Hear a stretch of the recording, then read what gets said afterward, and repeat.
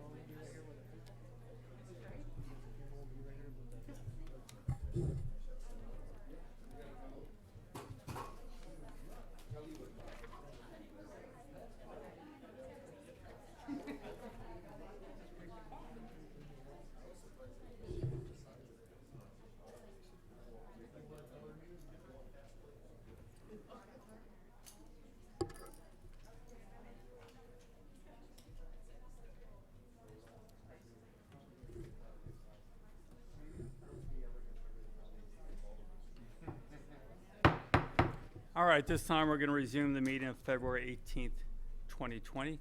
Councilmember Lenore will lead us in the Pledge of Allegiance.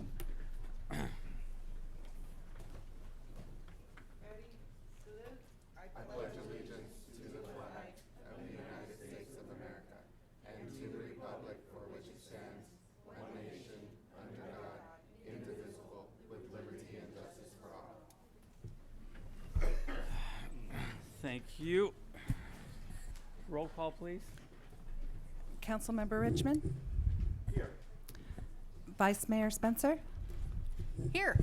Mayor Velazquez? Here. Councilmember Resendez? Present. Councilmember Lenore? Interim City Manager Miller? Here. City Attorney Epperson? Here. Interim Chief of Police Reynoso? Here.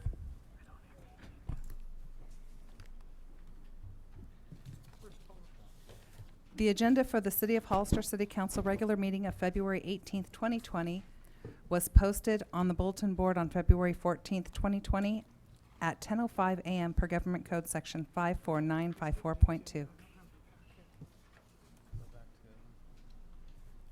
we have Paul come back up? We got a technical difficulty here. Is he here? I too am having some technical. You guys hold on. Is there one of those? Is there anyone not having technical? No, she is. Oh. Yeah, it had everything up, but I don't have the portal. I'm just getting this now.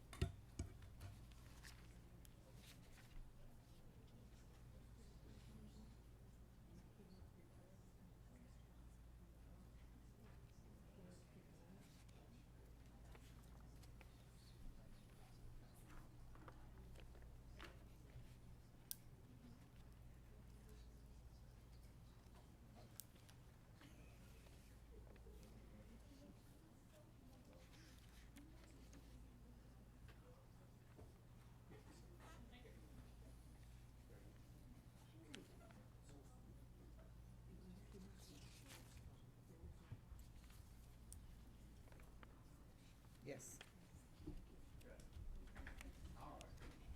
All right, let's move forward now. City Attorney, you want to report out of closed session, please? Thank you, Mr. Mayor. The report of our closed session is that the city council discussed in closed session those items agendized for closed session discussion, and direction was given to staff and negotiators. The city council adjourned from closed session at 6:42 p.m. Thank you. We're going to move to the consent agenda. City Manager, you had an item? Yeah, we would like to have A4 pulled from the agenda. Okay. All right. Is there a motion on item A? I move that we adopt the consent agenda outside of A4. There's a motion, is there a second? Second. Motion second, all in favor? Aye. Aye. Motion carries, and we'll go to A4. You needed a motion to, did you say table to date, No, sir? just remove from the agenda. Oh, withdraw it. So we need a motion to withdraw it? Is there a motion to withdraw item A4? I'll move that we make a motion to withdraw item A4 from the agenda. Okay, there's a motion, is there a second? Second. Motion second, all in favor? Aye. All right, motion carries. Okay, we're gonna go to public input. This is time for anyone in the audience to speak on any item not on the agenda and within the subject matter jurisdiction of the council. Speaker cards are available in the lobby and are to be completed and given to the city clerk before speaking. When the city clerk calls your name, please come to the podium, state your name and city for the record, and speak to city council. Each speaker will be limited to 3 minutes with a maximum of 30 minutes per subject. Please note, state law prohibits the city council from discussing or taking action on any item not on the agenda. Do we have any speakers? Yes, Mr. Mayor. Melinda Cortez.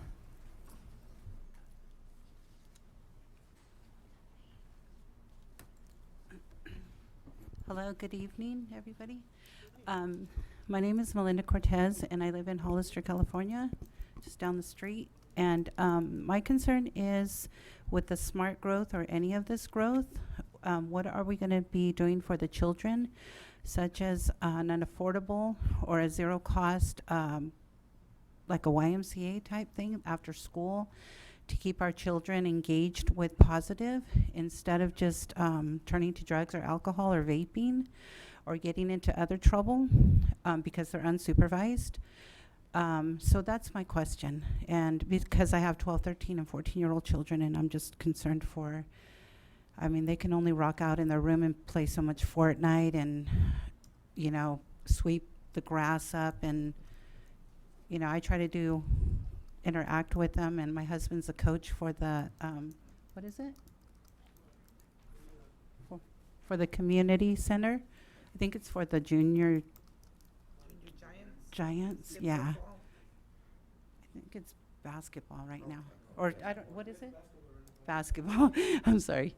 So, yeah, so we're trying to stay engaged with our children in that area, but I'm just concerned for other children that are not so, you know, they don't have supervision and the parents being able to engage with them because the parents are either working like myself, and my children try to run amok when I'm not there, but thank God their dad is covering he's holding the fort down when I'm not there.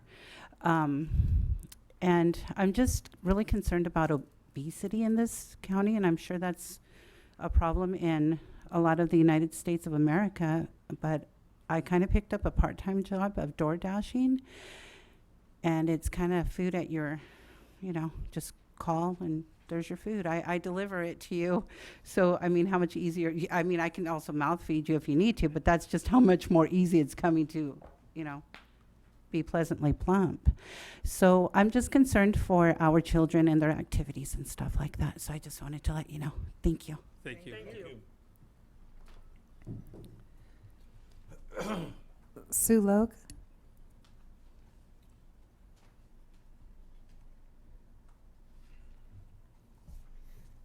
Hi, Susan Logue, Friends of the Library. Where's the camera? Is the camera like right in front of me? No, the camera's up Wherever there. you want it to be. Okay, we have an upcoming fundraiser. It's the Friends of the Library annual fundraiser. It's on March 15th. It's at San Juan Oaks. We'll have a brunch, a silent auction, and raffle from 12:30 to 3:30 on the 15th of March. Tickets are $40, and they're available at Poster Graphics, or you can call the Friends phone number, and our number is 831-205-1373. Or you can go to our website, www.sbcfriends.org, or you can go to email, sbcfriends.org@gmail. All the profits from our fundraiser go directly back to the library, which right now the library has just started a program with Gavilan College. They have bought a bunch of the textbooks the kids need, And so now the kids can get them at the library instead of having to buy them. Nora worked with the woman that's working at the Gavilan chapter, and that's what she said they needed. So we're doing that now. We also help with homework club, Tuesdays and Wednesdays. So we tutor students from 1st grade through 5th grade, 3:30 to 5. So all the efforts that you put forward into the Friends goes back to the community, and I'm just sort of outlining the different programs so you can see what it is that the library's doing. The library now has Legos every Sunday and Monday, which is really popular. They're starting a bridge class on Saturday, trying to reach a little bit more of this older group. We have citizenship classes, literacy and English language learning classes. We have individual friends who tutor and serve as volunteers. The library also has a ZIP program, so you can go to the library and request a book, and it will be sent to your home for free. Once you finish reading it, you're supposed to bring it back to the library, just so you know. You can download books to your home from your using your library card, and you can download movies to your home using the library card. So there's lots of activities. We have a teen outreach. It's a 3D kind of model making, sculpting thing going on. So we have that. And then we just look forward to expanding more services for the library and for our community. Thank you. Thank you. Thank you. Oh, okay. I have no more speakers, Mr. Mayor. Okay, thank you. We'll move to item D1, City Manager. Nothing to report at this time. On D2, Looks like nothing to report at this time also. okay, we're gonna move to item E1.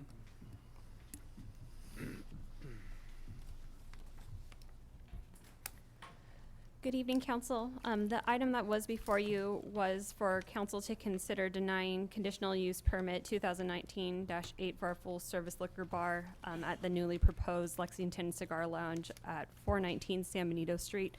However, last Wednesday, February 12th, the representative of the consultant came in to the Planning Division and let us know that the applicant will be withdrawing their application for an ABC license at this point for this particular location. Are there any questions that I can answer at this time? Vice Mayor Spencer? I know you guys were having a lot of trouble with ABC and all the different avenues that this license.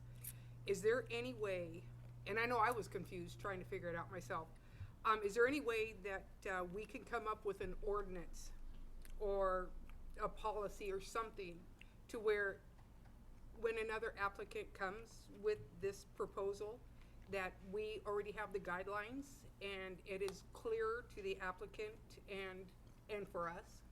Yes, we can work on an ordinance since specifically for smoke lounges if you want. There's also, I have something printed out from the,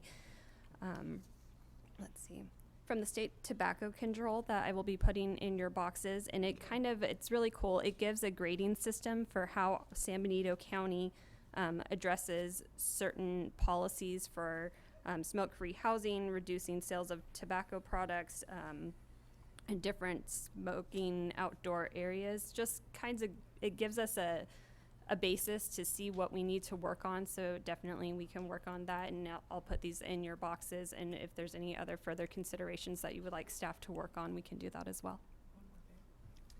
Amber, is there any license that actually gives any business the opportunity to have something like this and food? I mean, I know that was one of the problems with smoking and selling of the food. From what we were able to find at this point, there is not. There's guiding documents, which are the general attorney's opinion. That's one of the guiding documents that was given to us. And then ABC also has a document that is a precedential decision that was made that was a very similar situation. So that's what ABC bases their decisions off of, and that's what was given to us. So there's nothing that's super concrete. That's why these two cases have come before the general attorney and ABC. So at this point, that's what we have to go off of. There's nothing set in concrete. Okay, thank you. Are there any other questions? Councilmember Richmond? Thank you. Just to be clear, are you asking us to vote on this and deny it per your recommendation, or are you withdrawing it because their consultant came in and withdrew it? Withdraw, please. Thank you. Okay. Councilmember Lenore? The applicant gave you notice of withdrawal in writing. Yes, I have an Okay, email that's with me fine. right now. I would like to say that I'm sorry that didn't work out. I was looking forward to that building being improved very much. It's been an eyesore for a couple of decades.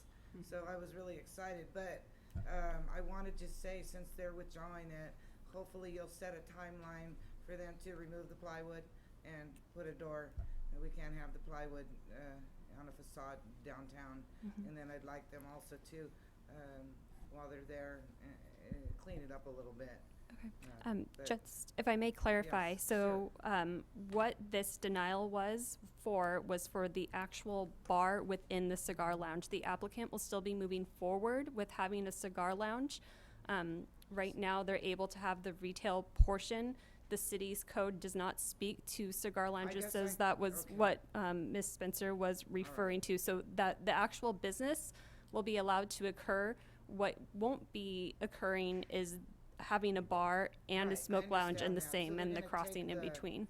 The state license to another location. Yes. I didn't realize they were gonna proceed with the cigar lounge, given that they can't do the alcohol. Yes, and they're, at this time, they Okay, are then looking that'll to get done. transfer the ABC license Okay. when they have a new location. Thank you. Okay. Super question. It's just, the comments and the confusion on this, it's, really, it is pretty clear in the law on how these things work. And it's, very rarely do you see now a bar opening with no food unless you buy an existing license on the market, which are pretty expensive. It's when you try to combine the smoking into a bar that creates the issue. Right. But that's actually pretty clear out there. So I think, if it ever comes up again, I think it needs to be clarified early on with the applicant that, look, you're not going to win on this one because the state, even if you somehow got it through, you're going to end up getting sued as a business owner from somebody that's not happy with it and probably lose the case. So, Right. and that's not fair to those that are trying to invest the money. Now, if they want to open a lounge, a cigar lounge, that's perfectly legal to do, smoking inside, as long as they're following those rules. So, we want to make sure people understand you could do this legally if that's what you're doing. Right. But once you try to introduce other businesses within it is when it becomes the problem. Correct, yeah. So and- the priority, the main business has to be the sale of the tobacco products Correct. and not food or anything else with it, because then you fall into the rules that all the other businesses out there have to follow. So just a little clarity early on, I think would help avoid some of these. Yeah, so This confusion. fortunately, we have that now. At the beginning, Yeah. we didn't have anything. So going back to what Council Spencer said, hopefully now that we have all this information, we can build a policy and bring it to you to review. And if council would like to see that passed, we can work on doing Yeah, that. I'm wishing them the best on this other part as they move that forward, so. Okay, thank you. Thank you. Do we need a motion to withdraw No, well, this? I'm gonna have to open a public hearing because it's already posted. Thank you. So we're gonna go ahead and open a public hearing first. Do we have any speakers? I have no speaker cards, Mr. All Mayor. right, this time we're gonna close public hearing. I'll make a motion that we officially withdraw this request for conditional use permit per the request of the applicant. Okay, there's a motion. Is there a second? Second. Motion second, all in favor? Aye. All right, motion carries. Thank you. Thank you. We're gonna move to item E2.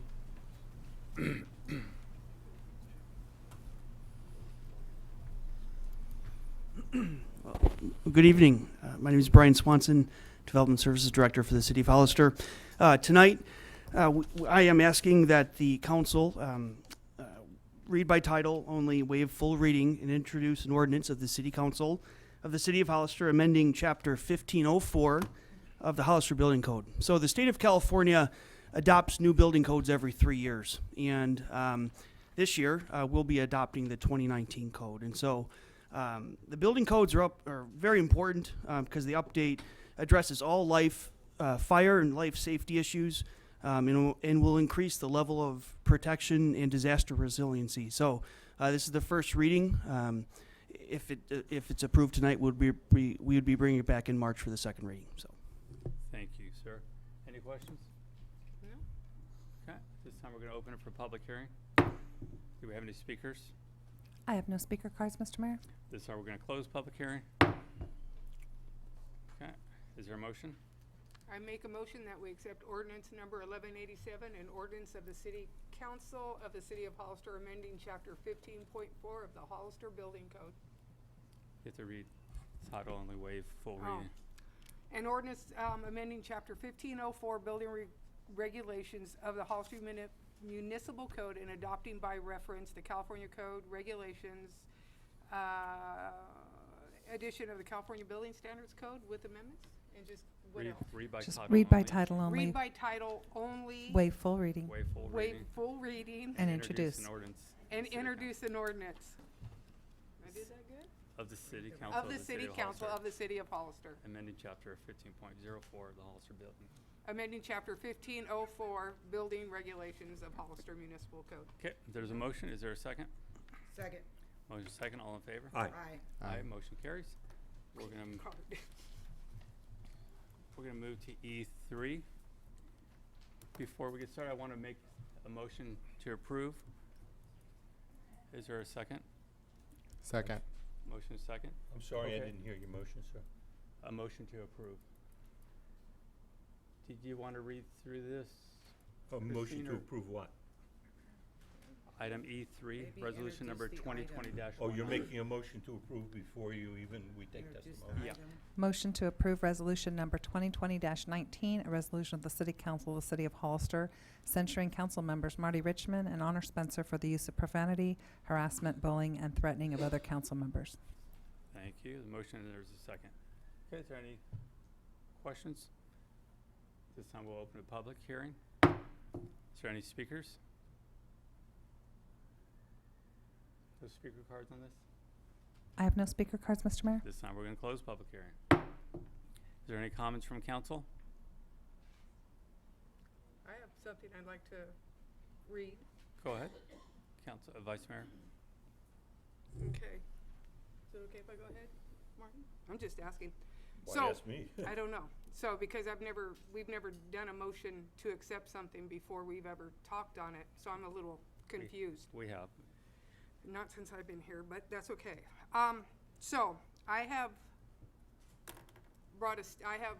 written a statement, and I want to start out by saying I did not ask family or friends to come here and stand up for me and my character. I know, and they know what kind of a person I am. I'm going to tell you when and how long Mr. Velazquez and Mr. Resendez have systematically targeted me and others in our community. The harassment started in July 2018. It started with a phone call from Mr. Velazquez. He asked me in that call, why did I want to run for a corrupt city council? My response was, if I'm elected, it won't be corrupted. This is coming from the man who claims to be our leader, and he is saying that our city council is corrupt. So he is saying that he is also corrupt. But I will say, I felt that Mr. Velazquez was trying to intimidate me and to get me to pull out of running. And of course, he will deny this call ever happened or will admit that it took place, but he never said that. Mr. Velazquez and Mr. Resendez started shortly after that, bullying me and Miss Elia Salinas, putting out on social media that we were in the pockets of the developers, that we were selling our community to the highest bid. Mr. Velazquez has stated that he was not referring to this council, but the previous council. But he was referring to the two women running for District 3 and the one woman running for District 2. These two men targeted 3 women running for the city council. They did not bother with the men that were running. This is a pattern of behavior. These false allegations led to many negative comments and threats to me and my friends and friends of mine that stood up for me. So let's talk about threats that Mr. Resendez says that I've said to him. I have a copy of the letter that he submitted to the lawyer right here. Let me get my place. Mr. Resendez, says that I said to him that I just wanted to slap the out of him. Felt like slapping the blank out of me right then and there. I wasn't upset with him, but it does make sense. But what does make sense is I was upset with Mr. Velazquez for false allegations about me that he posted on social media, another pattern of bullying behavior. Mr. Resendez even states it in the letter. As we were talking about the comment, Mr. Resendez stated, it's only politics. No, it's not. I'm sorry, it is not politics when you spread lies about somebody willingly, but it is called bullying. So what I did say to Mr. Resendez after his ludicrous statement was, Roland, don't make me slap you. That's all I said. So let me get back to where I was. Sorry, guys, I lost my... Now, okay, so that makes sense. Now, the second time was right here in the chambers. We had not been talking, and I told him that we needed to talk. He agreed, and I told him that he had pissed me off, excuse the language. He became very animated and overreacted, and I told him, Roland, don't make me kick you.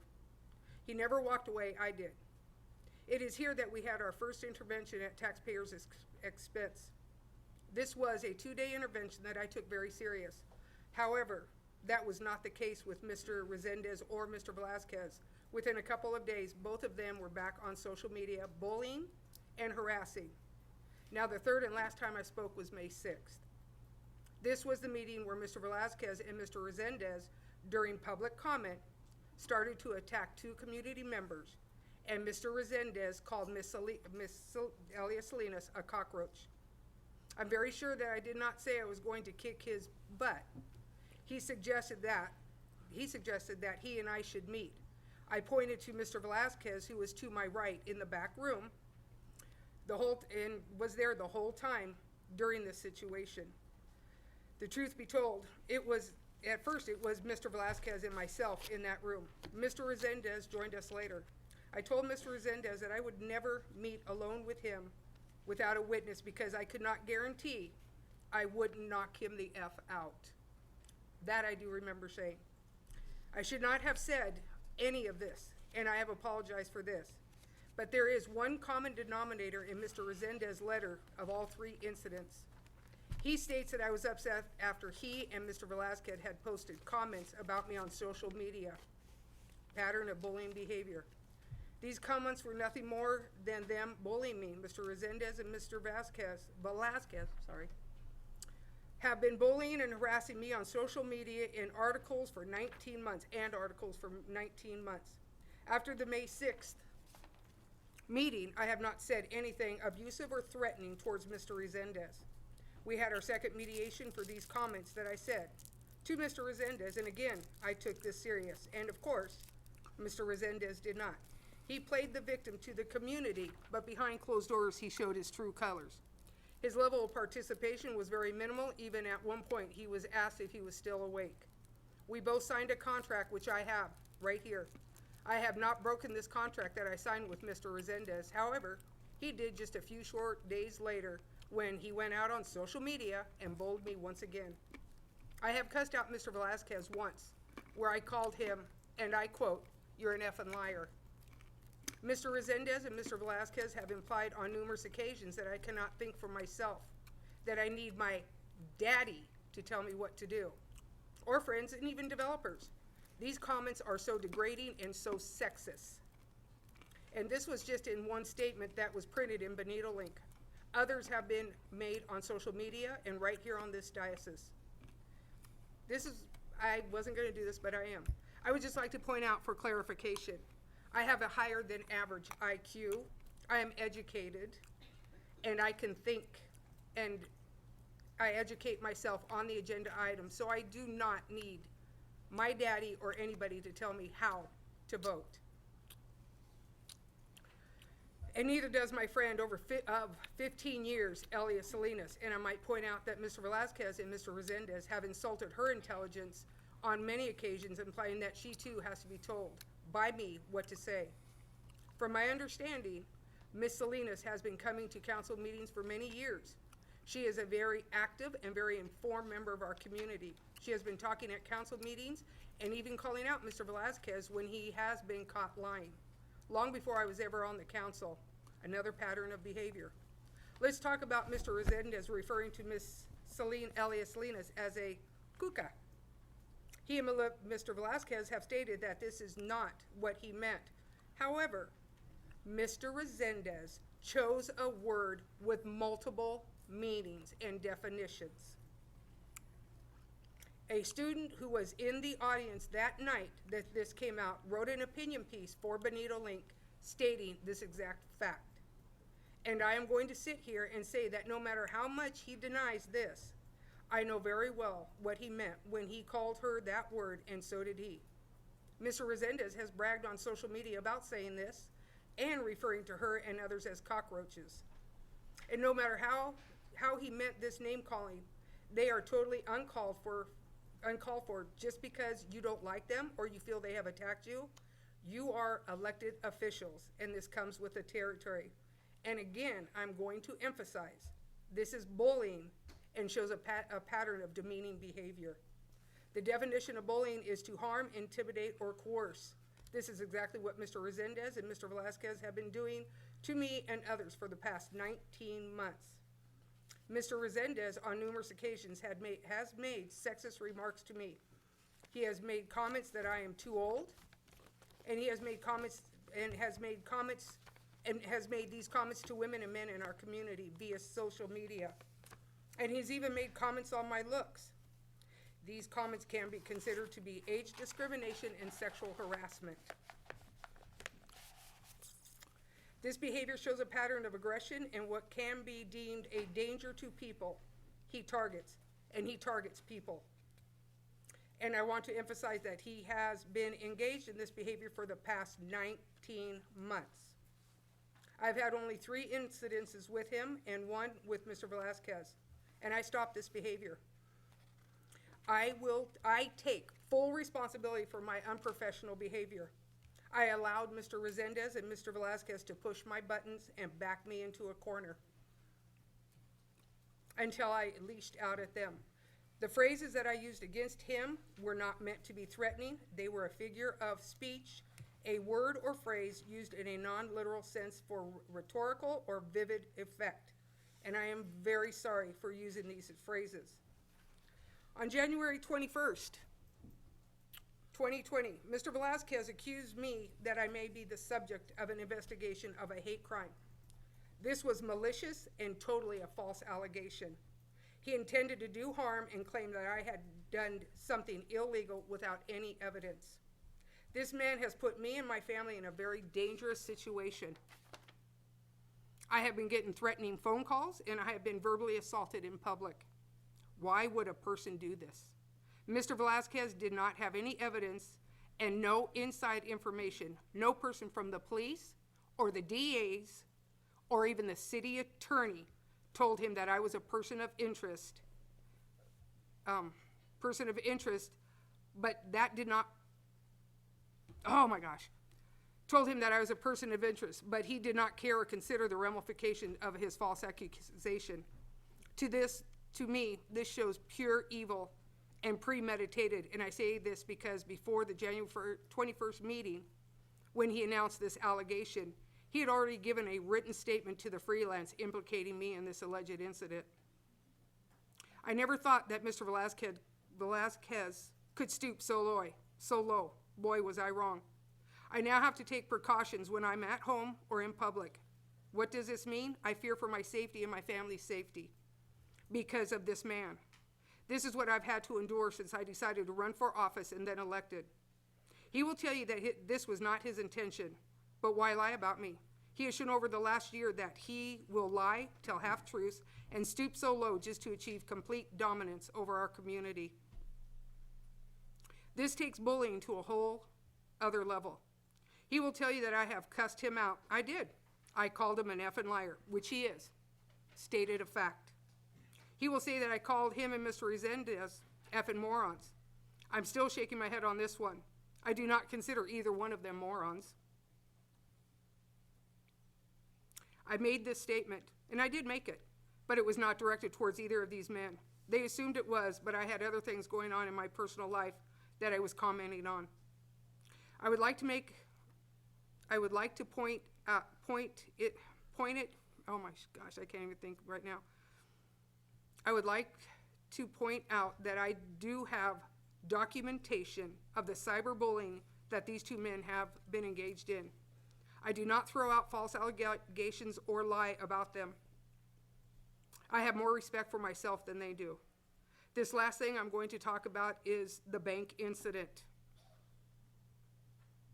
For one thing, just let me clarify, contrary to Bonito Link's headline, I was never in an altercation with Mr. Resendez.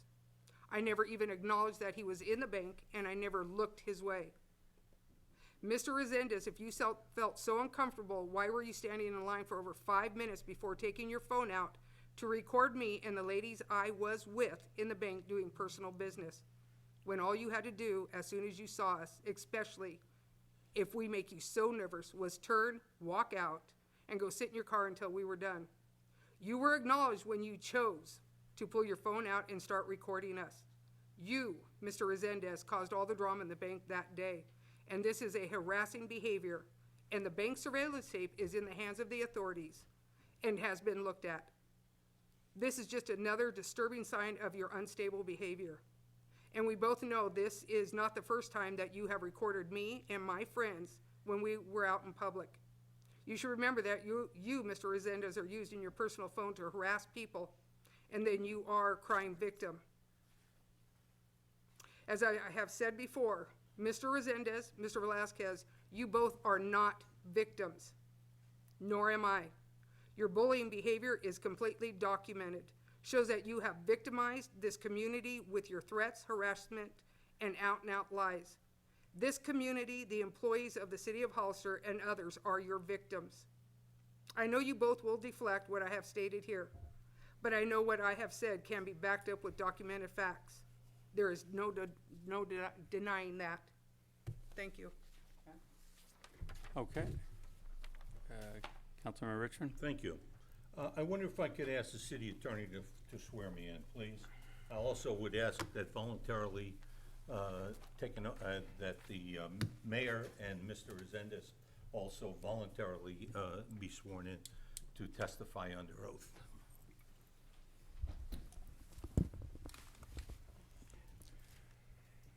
If you could please explain, this is not required, it's just That's correct. an It's not episode required. of It's Perry voluntary. Mason going on right now, so it's, Well, it's but not if he required. wants, and it's if he wants to be sworn in for himself, go right ahead. All right, Councilmember Richmond, please raise your right hand. Do you solemnly swear or affirm that the testimony you may give before this council in the matter now pending before it shall be the truth, the whole truth, and nothing but the truth, sir? I do. Thank you.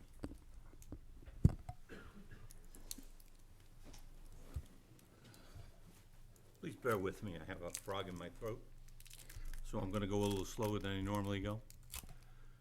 So first of all, I want to apologize to the ladies and gentlemen of residents and visitors to Hollister for wasting your time and your money on this nonsense, which is nothing but a revenge binge from the mayor.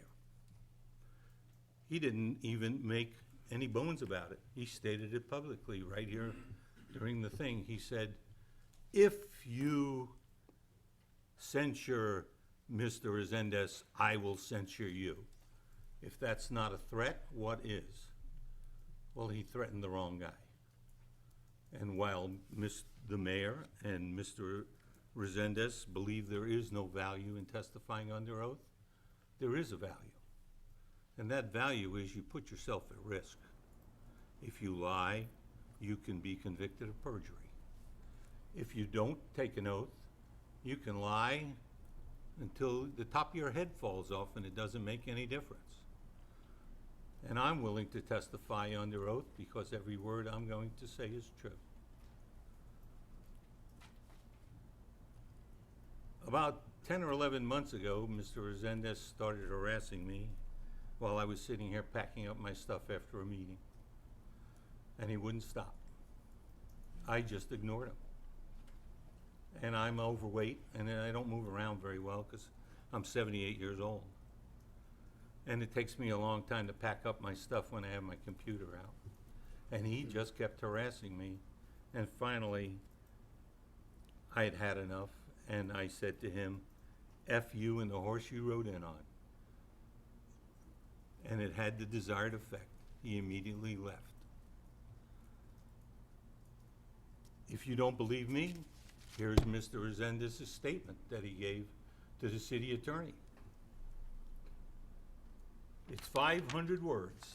The only portion of it that deals with me is at the very end where it says, after last night's city council meeting, while we were on the dais, and I was here packing my stuff up, Marty Richmond told me, F you and the horse you rode in on, period. That's his entire statement. And he said he doesn't like that unprofessional conduct. Here's a guy who's a serial harasser. There's one common denominator in all these stories. It isn't me. I'm not in every story. It isn't Council Member Spencer. She's not in every story. It's not Council Member Lenore. She's not in every story. Every story about this has one common denominator, and that common denominator is Council Member Resendez. Whether it's insults on Facebook, whether it's accusations of illegal operations with no proof, whether it's confrontations at the bank, and I wasn't even there, and other confrontations, who is always involved? Mr. Resendez. He's either the unluckiest guy in the entire world, or he has something to do with this. You'll have to make up your mind. I know a lot of people who know him say he's a perfectly nice guy. Dr. Jekyll was a perfectly nice guy too. And if you remember the story, the other side of that is Mr. Hyde, okay? I'm serious now. I'm testifying under oath, I can only give you my true opinion. Mr. Resendez has got a mental problem. He needs to see somebody to help him out. I'm serious. Because it isn't the guy who says F you that winds up killing people. It's the guy who believes he's being picked on by simply everybody. We all know the rules here. Anyhow, another reason the mayor and Mr. Resendez will not testify under oath is they were caught lying 2 weeks ago on this very subject. Mr. Resendez said I was there and he told a story about how it happened. The mayor said I was there and he told a completely different story about how it happened. Here's Mr. Resendez's statement. It says nothing about the mayor being there as a witness or as a person involved. Here's a letter from the mayor. It says nothing about him being there. All of a sudden, 11 months later, the mayor wakes up and says, I remember, I was there. And here's what happened. Mr. Richmond called me a name too. You would think somewhere in all his documentation that would have come up. It's not just a false memory. I understand that I'm probably wasting my time and none of you want to listen to this, and I don't blame you one bit. But you know, my honor is important to me. It's not important to everybody. It's important to me. And I can't take it. Maybe I'm a bad politician. But I can't take someone look you right in his face and lie to you. And say things happened that never happened. Claim you did things that you never did. Did I say F you and the horse you rode in onto Mr. Resendez? You bet I did. And 2 days later, I wrote a letter to the city attorney and said, I said it, and here's why. It's not the kind of thing you open up a conversation with. I didn't kind of walk up to him and said, oh, by the way, F you and the horse you rode in on. It's the kind of thing you say when somebody is bothering the hell out of you and won't leave you alone. Everybody knows that. It's a retort. The mayor says it's a deadly threat. To who, Mr. Resendez? The horse? He says it is a precursor to violence. We are 11 months later, and I do everything possible to stay out of Mr. Resendez's way, because whatever problem he has mentally, I don't want to catch it. This is preposterous. I think the worst insult is this. The mayor's letter to the city manager at the time, which I'm sure he didn't want me to have because he didn't address it to me, said the evidence that I am threatening Mr. Resendez is that I deny it. Where did he go to law school? The University of the Gestapo in Nazi Germany? You're guilty because you deny you did something? I'm sure some of you teenagers have had that experience with your parents. You must be guilty because you said you didn't do it. What kind of nonsense is this? Is this the America you signed up for? I ask you, realistically. As far as Councilmember Spencer and what she said, I was not there for any of it. I have no personal knowledge. I can't defend her, I can't condemn her, but I can tell you this. Mr. Resendez and the mayor are lying. So I have no reason to believe they are not lying when they talk about Mrs. Honor Spencer, Miss Spencer. That's for sure. And the second thing is, just a couple of weeks ago, Joe Biden, the former Vice President of the United States, went into a long, detailed description of how he's going to punch out President Trump. I don't know if you guys read it in the paper or not. I didn't see the Secret Service come put any handcuffs on Joe Biden because they really thought he was going to punch out President Trump. And I don't think that Honor Spencer meant she really was going to kick Mr. Resendez's butt, okay? It's playground talk. It's nonsense. So now that we've wasted your good time and money, at least I got a chance to defend myself. And the two people who speak last, I want you to remember, can you see if they're lying? Are their lips moving? The second question I have for you is this.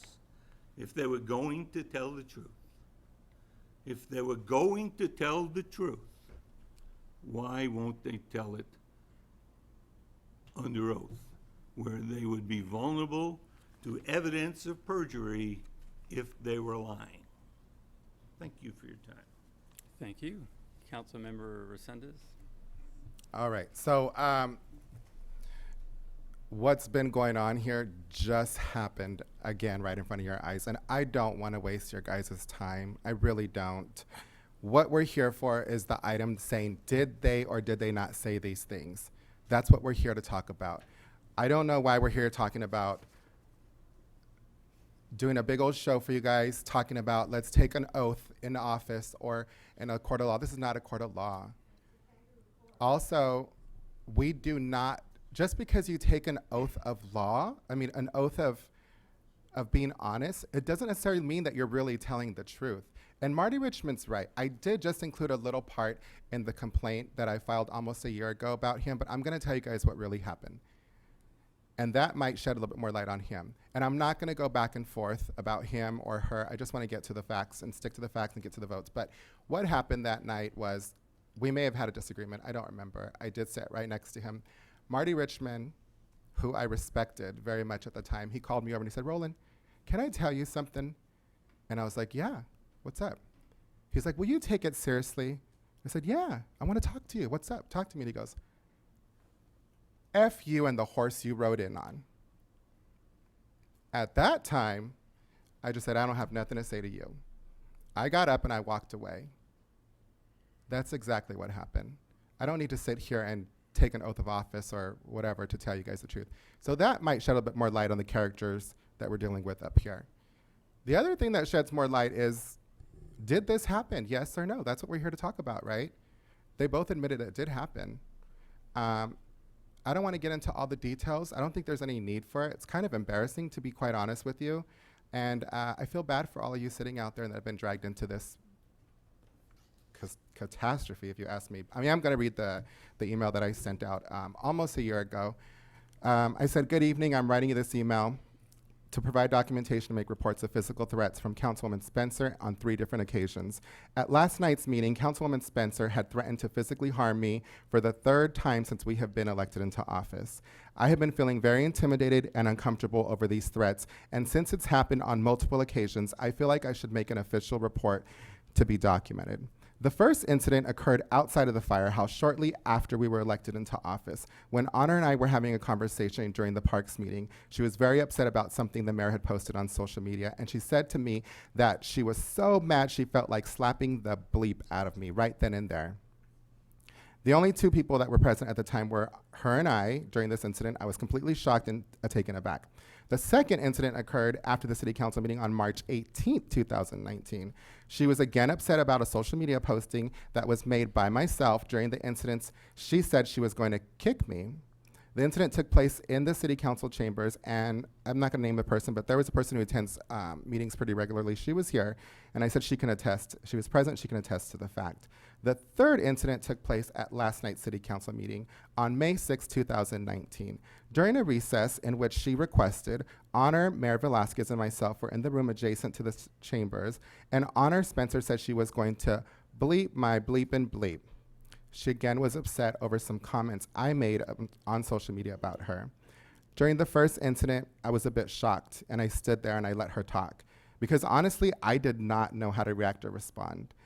During the next 2 incidents, I would just walk away from her as quickly as I could, because I did not know what she was capable of after making physical threats towards me again and again. I spoke to the city attorney last night, and I told him of the incidents that occurred last night after the city council meeting. I made mention to him that this wasn't the first time she had threatened me. I also made mention to him that I felt very uncomfortable because she was a female, and I was questioning what the perception might be since I'm a male. I really have been feeling very more and more intimidated and uncomfortable by these incidences, and then the increased aggressive behavior that Honor Spencer has been displaying towards me. After losing much sleep and stressing all day about this and other repeated events of aggression and threats towards me, I felt I needed to make a written claim and documentation regarding this. After last night's city council meeting, this was the same night, while we were on the dais, Marty Richmond told me, "F you and the horse you rode in on." I feel like enough is enough of this unprofessional behavior and needs to be reported and well documented. Thank you, Roland Resendez. When I first reported this, just so you guys know, I was a little bit nervous for a number of things, right? But when I had heard back from the city attorney that they had both accepted responsibility and they said that, yes, these things did occur, I was very optimistic about mending our relationships and attending mediation together. This meeting occurred right after the first mediation, when she threatened me and she yelled at me, and then when he did the same thing. And then after that, it took months and months and months for Honor and I to sit down. But then the very next meeting, it happened again with her. It keeps occurring. So for somebody to sit here and apologize, I mean, it keeps happening. So I just don't communicate with any of them up here, to be honest with you. I think that it's a little bit insensitive for somebody to sit up here and say that my friends and family were here. When they voted to censure me, we were at capacity. They were voters that live in this district. I don't even have that much family here. So I think that's a little insensitive to make that judgment. Just going off the notes that I took when you guys were talking. And I just feel like I waited a long time to report this. I really did. And I was a bit hesitated. And even then I never went public because I really felt like optimistic that this would get resolved, up until the point where it didn't, and it kept happening again and again. And then I did end up going public with it. But if you felt all of these things that you say, Ms. Spencer, then why didn't you ever report anything? Why didn't you ever point out these facts at the time?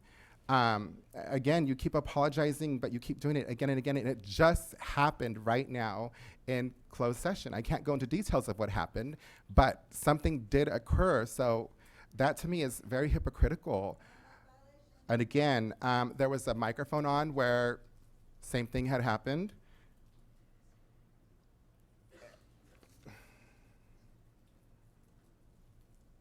Honestly, I would never, ever speak to anybody like that in that capacity, especially in a professional setting like this. It's just highly inappropriate and highly unprofessional. I would not do that. And the fact that these people that are doing it again and again and time and time again, that should tell you a lot about their character. And it should tell you about mine. And I think that we all have our own reputations, and they precede us in and off of this dais. So I'll just leave it at that. I'm sorry, once again, that you guys are all having to get dragged into this circus, but really it is about a disagreement that we have up here. I don't want to get into the details over it, but it's very unnecessary, and I have hope and optimism that the voters are going to create the change that needs to happen here very shortly. Thank you. Thank you. Councilman Lenore, do you have anything? Sure. Well, it was kind of all hearsay for me. I wasn't in the back room. And I wasn't here when the horse thing happened. I did hear on the replay of the tape Honor's mic slip. She was sitting right next to me and I didn't even hear it. That's how inaudible it really was. It really took a lot of digging maybe, and certainly I thought it was a little vindictive, but I would like to say this.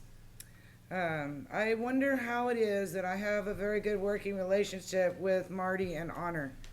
Wonder why that is. I have no problems with either one of them. In fact, I quite enjoy working with them on projects. I feel like I'm a good judge of character. I found them both very enjoyable. We don't attack each other. We disagree on things, but they've always been kind to me, so this is a bit hard for me to censure somebody that I think maybe was driven to it. I gotta tell you, I always tell my kids, don't poke the snake, because you might not like it. You keep poking at it, and this is what happens. Okay, people get tired of it. I could talk more about maybe Councilmember Resendez, but we're not here for that. We're here for the censuring of Marty Richmond and Honor Spencer. And I just can't see my way to do that first of all, I didn't hear it firsthand. So I can't attest to exactly what was said. I do see that Marty put himself under oath, and I've always found Marty to have high integrity. I just can't imagine that he's lying. I have to tell you, I struggle with that. I would say this. Certainly, inappropriate language is not good. I have a potty mouth myself, but I don't do it in the public. I think that sometimes, too, when things get a little heated in the closed session, it stays in closed session. What happens in closed session must stay in closed session. Can't come out saying what this one's doing, that and that and this. You can go report it to the city manager. You could talk with the city attorney. But when you go out there and start alluding to the things that are being said and actions that are being done, that's a violation of the Brown Act, or whatever act it is for closed session. So I don't like ever hearing that. I don't come out, I don't say anything about what goes on in there, and I wish it would stop. So I think that, again, I haven't a problem with Marty Richmond and Honor Spencer, and I did not hear the information firsthand. Those are my comments. Thank you very much, Mayor. Thank you. Unfortunately, I did get to hear this all happen. Do I wish I can put them all in the corner and give them a timeout? Yeah, I do. It's very frustrating. It's tiring. We get nothing done this way. But it continues. And you see the game being played tonight. Everything else, look over here, forget that I said these words that they both have admitted to. Forget it. Let's talk about something else over here. Forget that I said these words. You heard Councilman Lenore say she didn't get to hear it. Well, no, she just did. They both admitted to using these words. This is not about the drama of their personalities, what they got going on between themselves, and who was at the bank, who wasn't at the bank, who said what on social media. This is about words. This is about somebody that was censured for calling a group of people cockroaches, shortened to kuka, that was presented as a bad word by the best friend of the vice mayor, a lobbyist, that decided to take this word and use it to describe her private parts. When in fact, it turns out it's a word that's used commonly here. It's actually a name. People are called, that is a name for people, short nickname. But it was turned into something different. And Mr. Resendez was censured for that. So when I came up and we said, well, if you're going to censure somebody for calling people cockroaches, maybe it's time you're censured for using the F word here at City Hall. Again, I don't care about the drama that they live outside of here. I really don't. But when you're sitting here at City Hall and you're threatening somebody and you're saying quite clearly, because I was there, that you're going to kick their effing ass, and then telling somebody F you and the horse you rode in on, which they both have admitted, and that's what we're talking about here. I could care less about the drama somewhere else.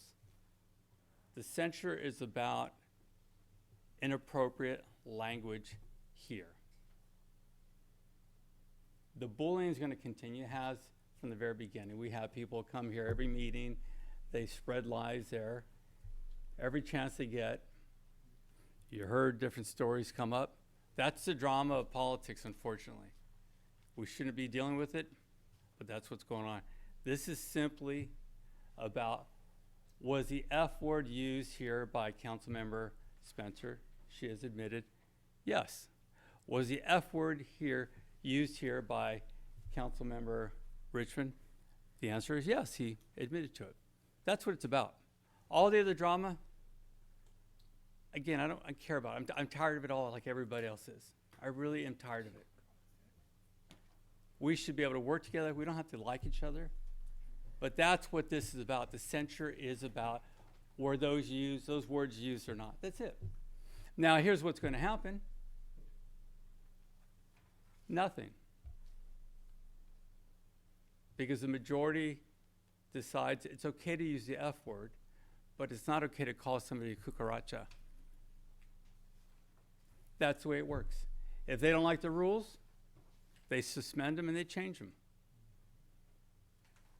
These aren't good things, but that's a different issue. Here it is again.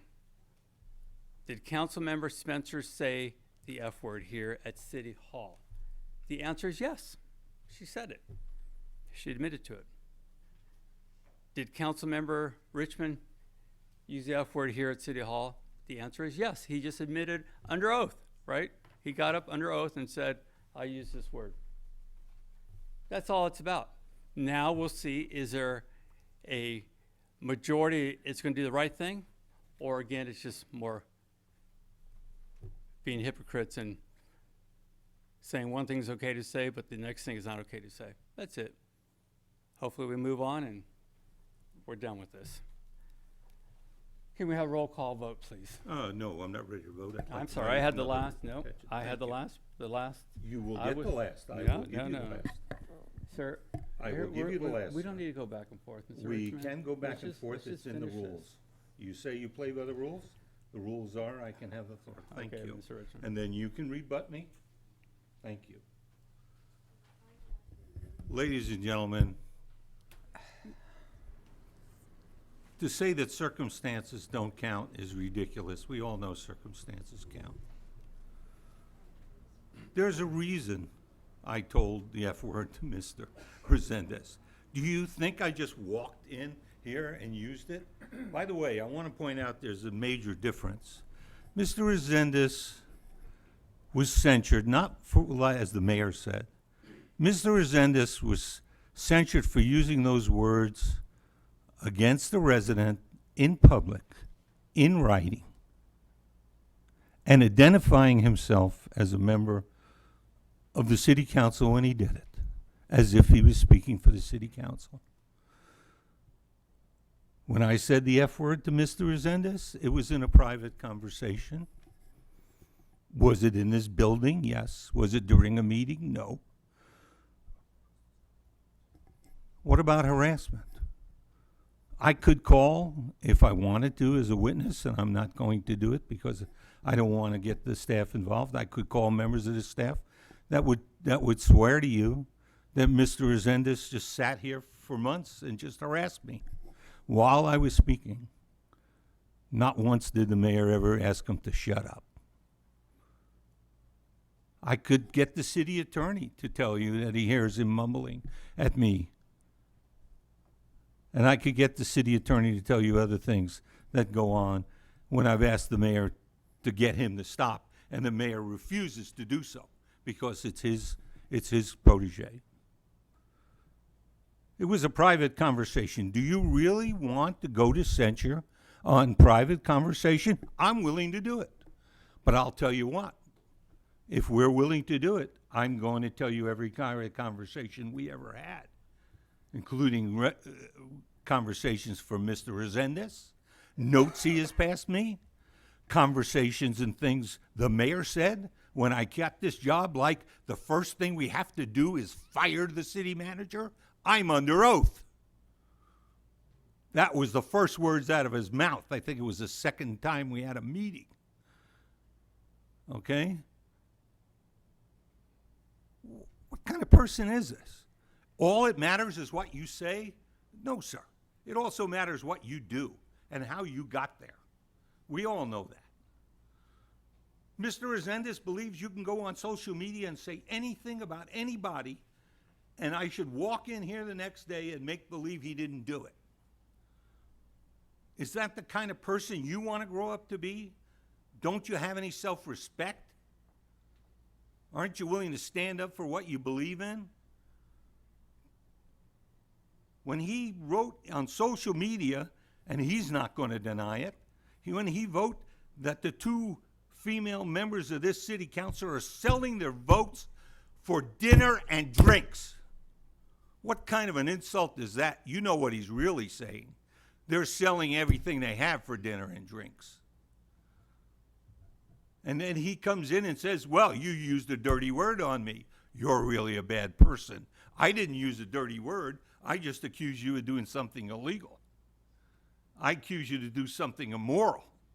But I didn't use a dirty word, therefore it's okay. He's a professional harasser. Okay? Now, Mr. Resendez says it doesn't matter what happens at a bank, or the mayor says it doesn't happen what happened at a bank. What we do here tonight won't go very far. People see you out there in the city. When 3 female members of this community cannot safely walk into a public facility like a bank without being threatened and harassed by Mr. Resendez, there's something wrong. And if one of them, I wouldn't blame one of them for poking him in the eye. Okay, how about if I tell you that? And neither would you. If they had done that to my wife, well, we would be up here talking about a lot more than a dirty word, I can tell you that. What the hell kind of person is he? Who does he think he is? What kind of life does he lead?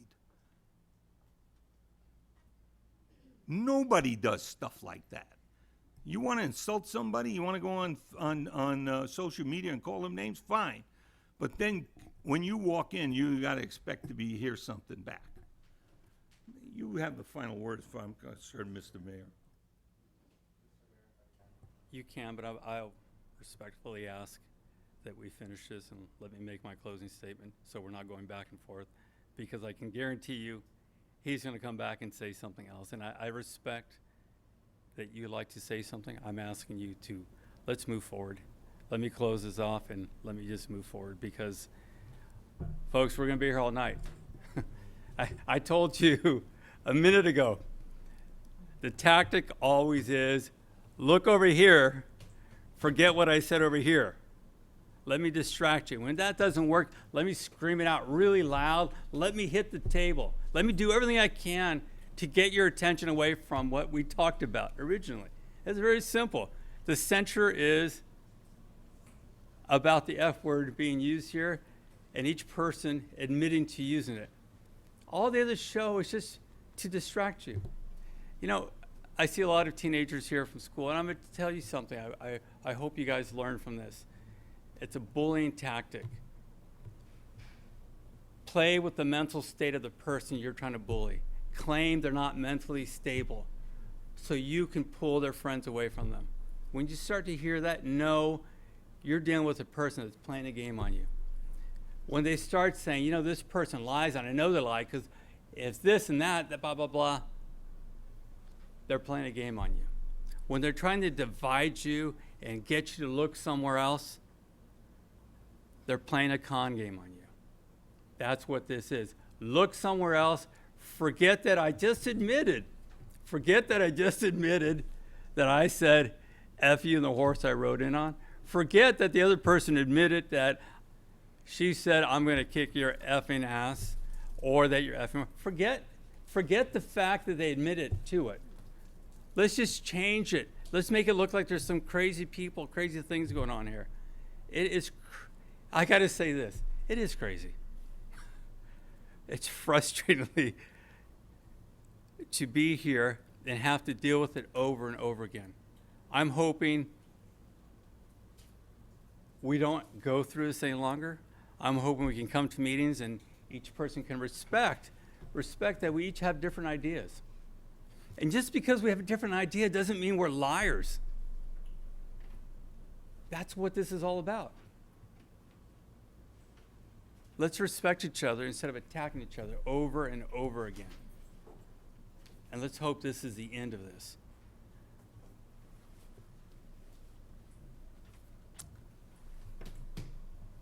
We're going to have a vote?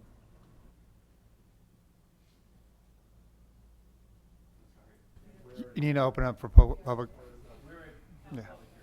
We already did all the public hearing. So we'll just do a roll call vote, and we'll be done, and then go from there. Councilmember Richmond? No. Thank you. Vice Mayor Spencer? No. Mayor Velazquez? Yes. Councilmember Resendez? Yes. Councilmember Lenore? Nay. Okay, there you have it. Students, come up and get your stamps. You've been here for way too long already.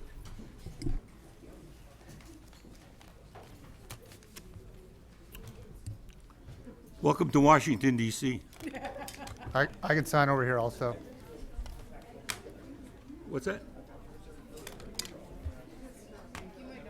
Sure, this is like a real meeting, isn't it?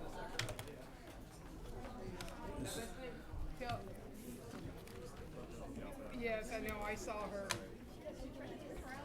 Oh, I watched her turn around and telling you guys to shut up. Here you go, guys. Who's that? Next, please. Thank you. Anybody, I can do it, darling. Thank you very much. Please be careful when you drive Okay, home. you guys have a great vacation. Oh, they're I'll going see you on Monday. vacation? What is this vacation We have business? a week off. Oh, you're kidding. Yeah, we're good.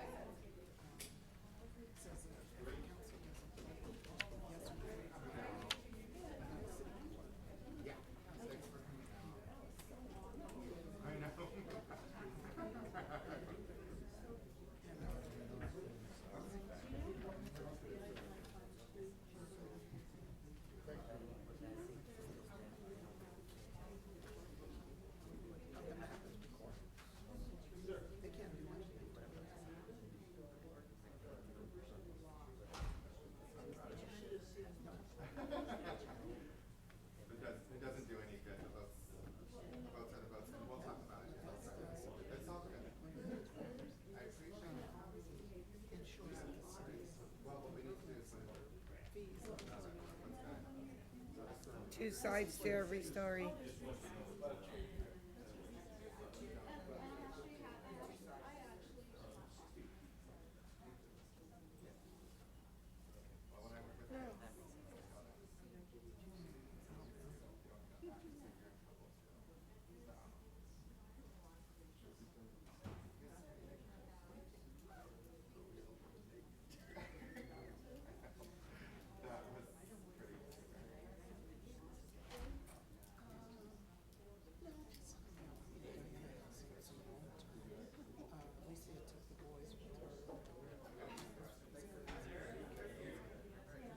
Yeah.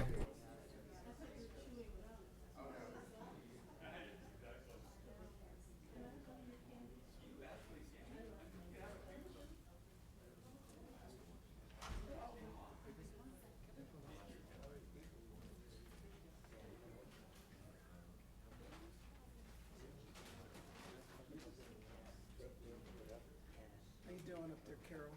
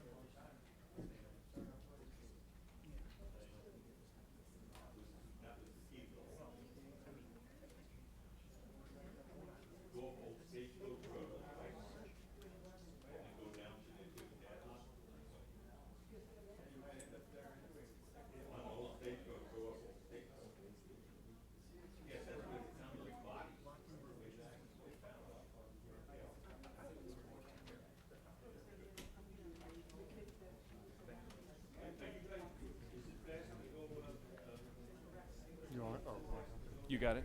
Okay.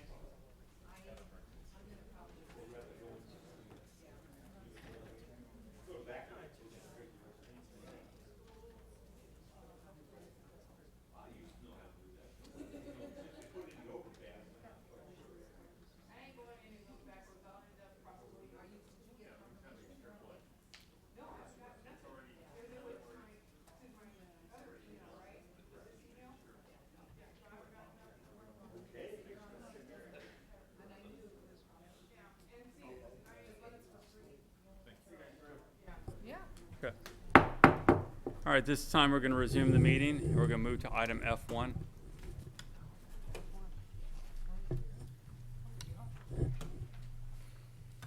Go ahead, Ed. Yeah.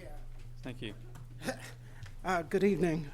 This item will approve the subdivision improvement agreement for Track 303, Phase 1 of West of Fairview, and authorize the city manager to execute that agreement.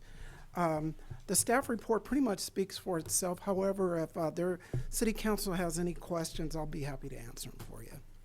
If you can just explain it a little more, if you can, city manager. What part of Okay. the phase is this into? What's working here? What's happening so the public can know? When the item first came to you back on December 2nd, 2019, it was for the approval of the final map and also the approval of the subdivision improvement agreement. When no action was taken, per government code 66458B, the clerk was required to certify that the final map approved, and that final map has recorded. Since no action was taken, we're bringing the subdivision improvement agreement back to the city council to approve. That subdivision improvement agreement will ensure that all of the city's improvements and payments and different things are made. So in other words, this is make sure that they have to follow the rules. Absolutely. And all the payments, everything else they have to do, the city. So they can't say it's not written down anywhere. Yep. Correct. Absolutely. Okay. Just want to make sure what we're talking about. Is there any other questions? Do we have any speaker cards? I have no speaker cards, Mr. Mayor. Okay, is there a motion? I move that we adopt resolution number 2020-20, approving the subdivision improvement agreement for track number 303, Phase 1A of West Fairview, and authorize execution of the agreement with the Ward Homes California Limited Partnership. Okay, there's motions. Is there a second? Second. Oh, Go ahead. There's a motion and a second. All in favor? Aye. aye. Aye. Aye. Thank you. Thank you. Move to item F2.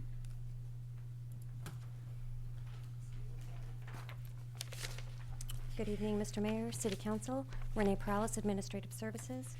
The Department of Housing and Community Development has released the 2020 Notice of Funding Availability for the Community Development Block Grant. Staff is recommending that the City of Hollister apply for the CDBG grant funding for one public facility over-the-counter project in the amount of up to $3 million to complete the West Gateway beautification project, and for 2 public services. Jovenes de Antonio Meals on Wheels for up to $230,000, and the homeless shelter in the amount of up to $270,000. Staff recommends that the City Council approve this resolution, authorizing staff to submit the application for funding and authorizing the city manager or interim city manager to execute the grant agreement and any subsequent amendments thereto with the state of California for the purpose of this grant. Okay, is there any questions? I'm sorry, I checked out for a minute. I was on the wrong item. So I remember that we're talking about the West Gateway improvement. Is that on here? Yes, it is. Okay. Perfect. So help, if you can explain to me the $3 million. We're not talking about a roundabout any longer out there. The roundabout does have to stay in because we had, in order to do the over-the-counter project, we had to have a project that was ready to go. And since those were in the original plans, we have to stick with that, that project description.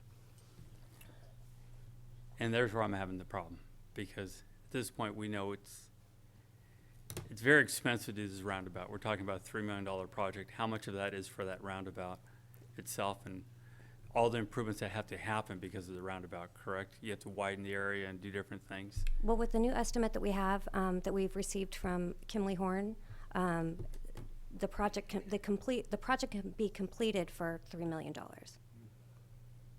whole thing. They're doing value engineering, so the entire project should be able to be completed with that. I think, excuse me. Wait, hang on, I'm not done yet. The dollars can only be applied if this is a ready-to-go project, Shovel. correct? Yes. So at this point, you have the plans drawn up, everything's ready to go. Is there anything else that's out there that's ready to go, or would this be the only thing we have at that point? We At do this not have point. any other projects that are eligible for CDBG funding. Nothing else that's eligible for? At this, no. Okay. Okay, thank you. Councilmember Richmond? I was just trying to follow up on your question, Mr. Mayor. I think what the mayor was asking, just for informational purposes, because we we seem to be stuck with the roundabout whether we want it or not because it's our shovel-ready project to qualify. Just want to know approximate, do you have an approximate cost of that portion of the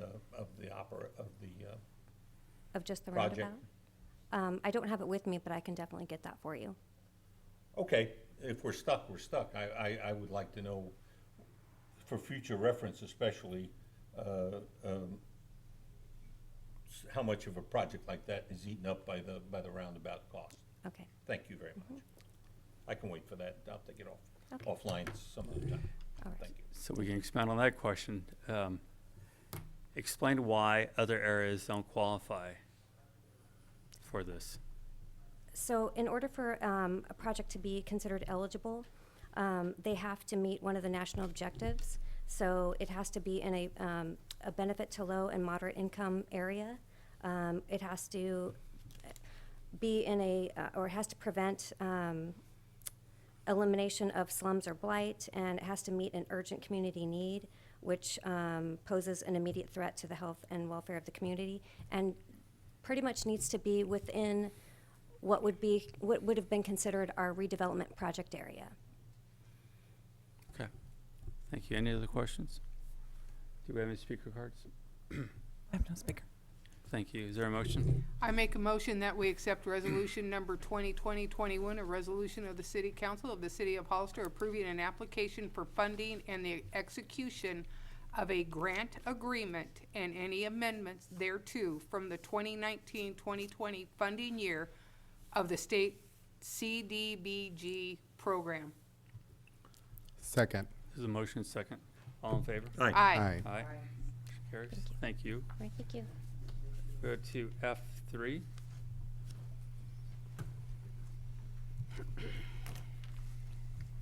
Mr. Mayor, I wonder if I could bring something to your attention before we actually start F3.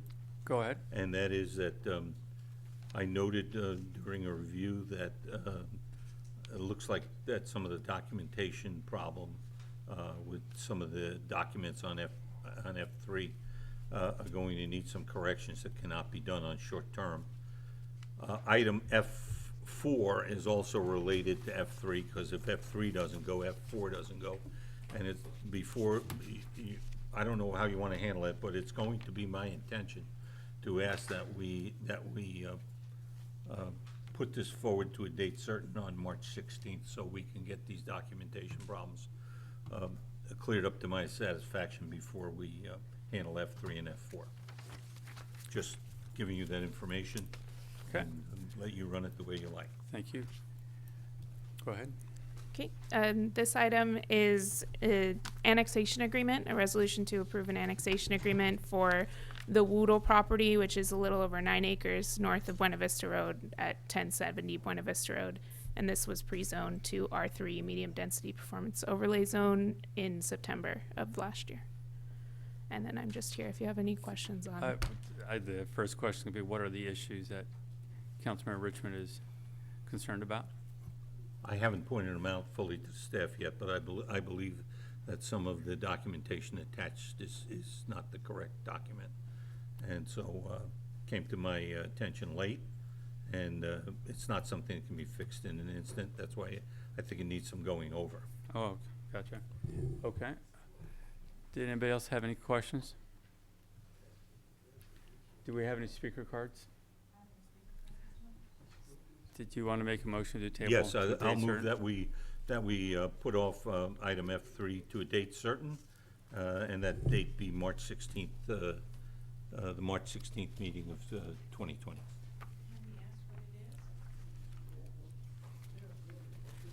Okay, there's a motion. Is there a second? People want to know. It's not a public hearing. It's already. There's a motion. Is there a second? I second. Motion is second. Comment period's already over. We already closed the comment period. You never opened it. Yes, we did. We asked for any speakers. Did we ask for speakers? Yeah, we did. We were trying to, you weren't being listening. I asked the question. Well, you So, gotta look too. we already made the motion. We already have a second. There's a motion and a second. All in favor? Aye. Aye. Aye. Aye. Motion carries. Now we'll go to item F4. Can someone from staff please explain what's going on? Point of order. For item F4. So with the first item being tabled, this item is a follow-up for LAFCO submitting the application of annexation to the LAFCO board. So I believe that we would request this also be tabled to follow. Okay, any questions from council? I'm curious too. I think we should address what the concern is. Okay. I would like to Well, we have a be speaker specific. I cards. had a letter from Brian Swanson telling me that everything had been checked out, everything was fine, and that this would go smoothly. I'm Marilyn Ferreira. I've been working on this with the Bickle family for over and Woodles for over 3.5 years. How can staff tell us that everything looks good? I'd like to know specifically what the issue is, Marty, please. I certainly will. Thank you. I did a quick review, and I believe they have the wrong document attached, and therefore, it doesn't meet my criteria to go ahead, and I don't believe we can move it ahead and get it corrected. And I am not going to approve something that I don't believe is properly formatted. Let me finish, please, Marilyn. Okay. I'm not going to approve something and then go back and try and fix it, because I know our history is we approve things that are wrong, they have an error in it, or we think they have an error in it, and we go back and try and fix it. We never get caught up. My policy is to do it right the first time, and so I want to get another hard look at this. Unfortunately, Specific what it is, though. no, I do not want to go into specifics. I didn't say I didn't know what it was. I said I don't want to go into specifics. So there's a basic concern, and there's been a motion to table to a date certain. Is there any other speakers? Okay. Okay, is there a motion? I make a motion on Resolution 2023, application City Hollister Local Agency Formation Commission, San Benito County, LAFCO, to initiate proceedings annexation of territory parcel identifies APN 019-120-005 planning, and to move that to a date certain, March 16th, and as in parentheses, just to let you know, since that it cannot be operated until item number 3 is done. Therefore, there really is no choice. It has to move since item number 3 has been moved. Okay. That's my motion. All right, there's a motion. Is there a second? Second. Motion is second. All in favor? Aye. Aye. Okay, motion carries. Thank you. We're going to move to item G1, reports from city council members. Councilmember Lenore, Okay, G1. for their committees. Committees, thank you. I had a committee meeting, Water Resource Association, on February 6th. Sean You're gave welcome, a great Marilyn. overview on all the programs they're running, toilet replacement, fitting replacements, water softener replacements. Toilets have dropped off, but the water softener replacement is still running pretty strong. He said that our water is good, the basin's in good health, because we had that good rain in 2017, all that extra rain we had. We're a little bit under. This time of year we normally would have 13 inches on the record. We only have 7 inches on the record. But still, they have a lot of factors that are feeding the water, and wells and blue valve that's recharging the groundwater, and a lot of water conservation efforts leaves us in much better shape than we used to be, because conservation is not only centered around years of drought now, it's an all-around year thing. He does a great job educating the young people in the K through 12, goes to all the schools, teaching them young to be conserving water. And they really soak it up like little sponges, and they'll say, yeah, don't leave the water on, and they're just so cute. Also, they're going to start again their video contest for water conservation or conservation efforts that they did last year. I believe that was high school. That was high school aged kids, so that's coming soon. They continue to work on the wastewater ground management plan aggressively. They have timelines. They're looking good. So that's a pretty good coordinated effort between Sunny Slope County Water District, City of Hollister, and San Benito County Water District. So that was about it on that meeting. And then on February 12th, I attended AMBAG. That's Association of Monterey Bay Area Governments.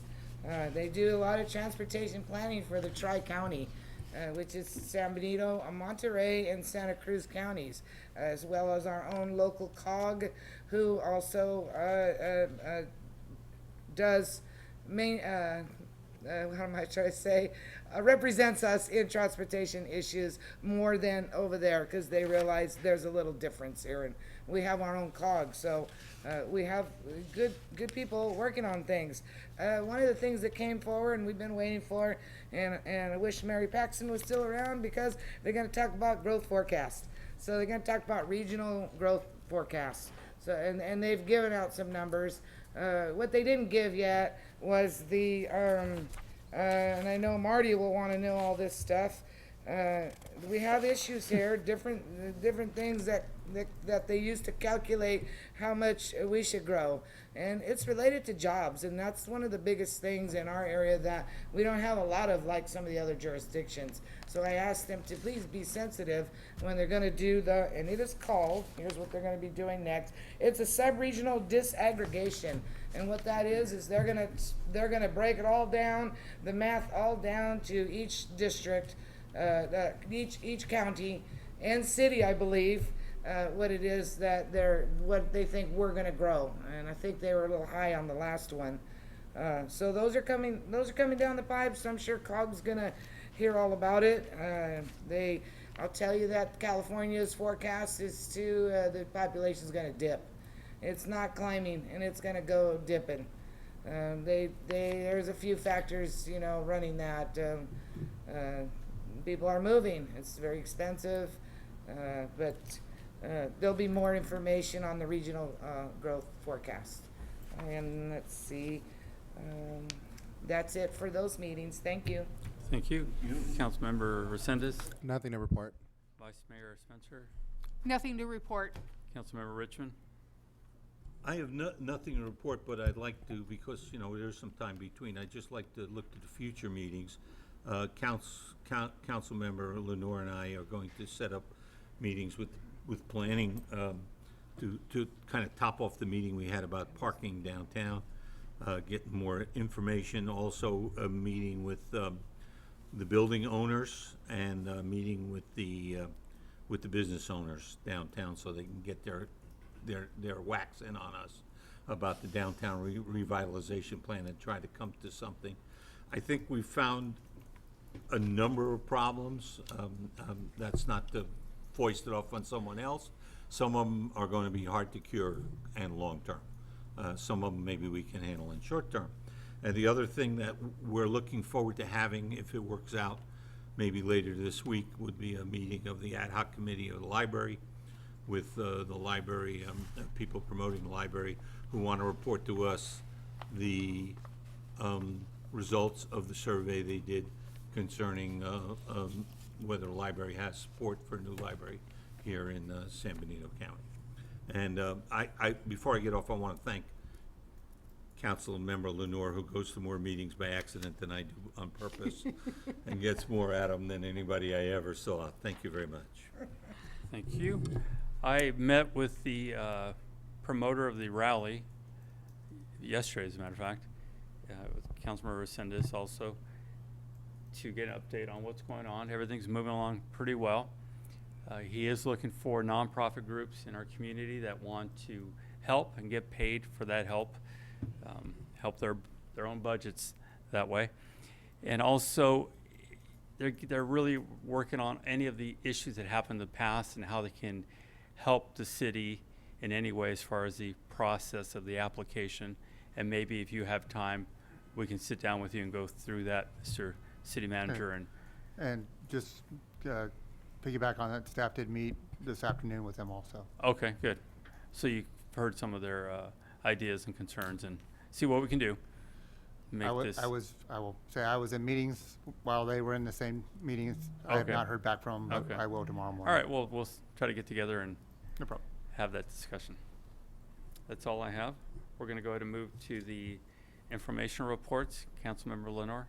Okay, on February 4th, I met here at City Hall with Leslie Austin of the Romero Institute. She is actually the president also of the Democratic Party here locally. We met regarding climate action plans. So it's been a little bit of a subject there at AMBAG as well. They're going to be speaking about climate action plans. And I got to tell you, I don't know a lot about climate action plans, but they understood the importance of incorporating it into our general plan that we're starting now to formulate. So it's a perfect time to insert that into our general plan and learn a little bit more about what we can do for climate action. And I'm not sure if I'm gonna, I think really I was hoping that maybe the city, the mayor, would appoint somebody. I don't know that they just came to me, so I was a little bit confused by that, without an official appointment to this subject, and I'm not sure if that's the way that the council would like to see it. But I did attend that.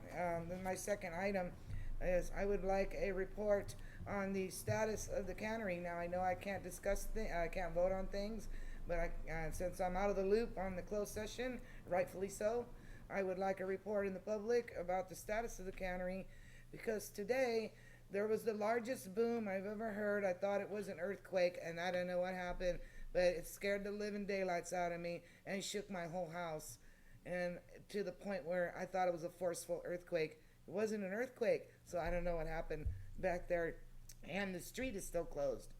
So then my other concern I would like you to research is, when will the street reopen? They've had it closed too long. Don't really see a lot of activity going on there, so I'm wondering about the street status of the next season. On my third item, I would like the city staff, if Brett would be so amenable to it, to give me a report on apartment building impact fees, building fees. What does a developer have to face when they propose an apartment building? What fees are they and how much are they? Because I would like to relook at the fees for apartment complexes. My fourth item is I would like staff to consider a policy for the entire council that would make it mandatory for all of the council members to utilize city cell and city staff tablets, city-owned tablets.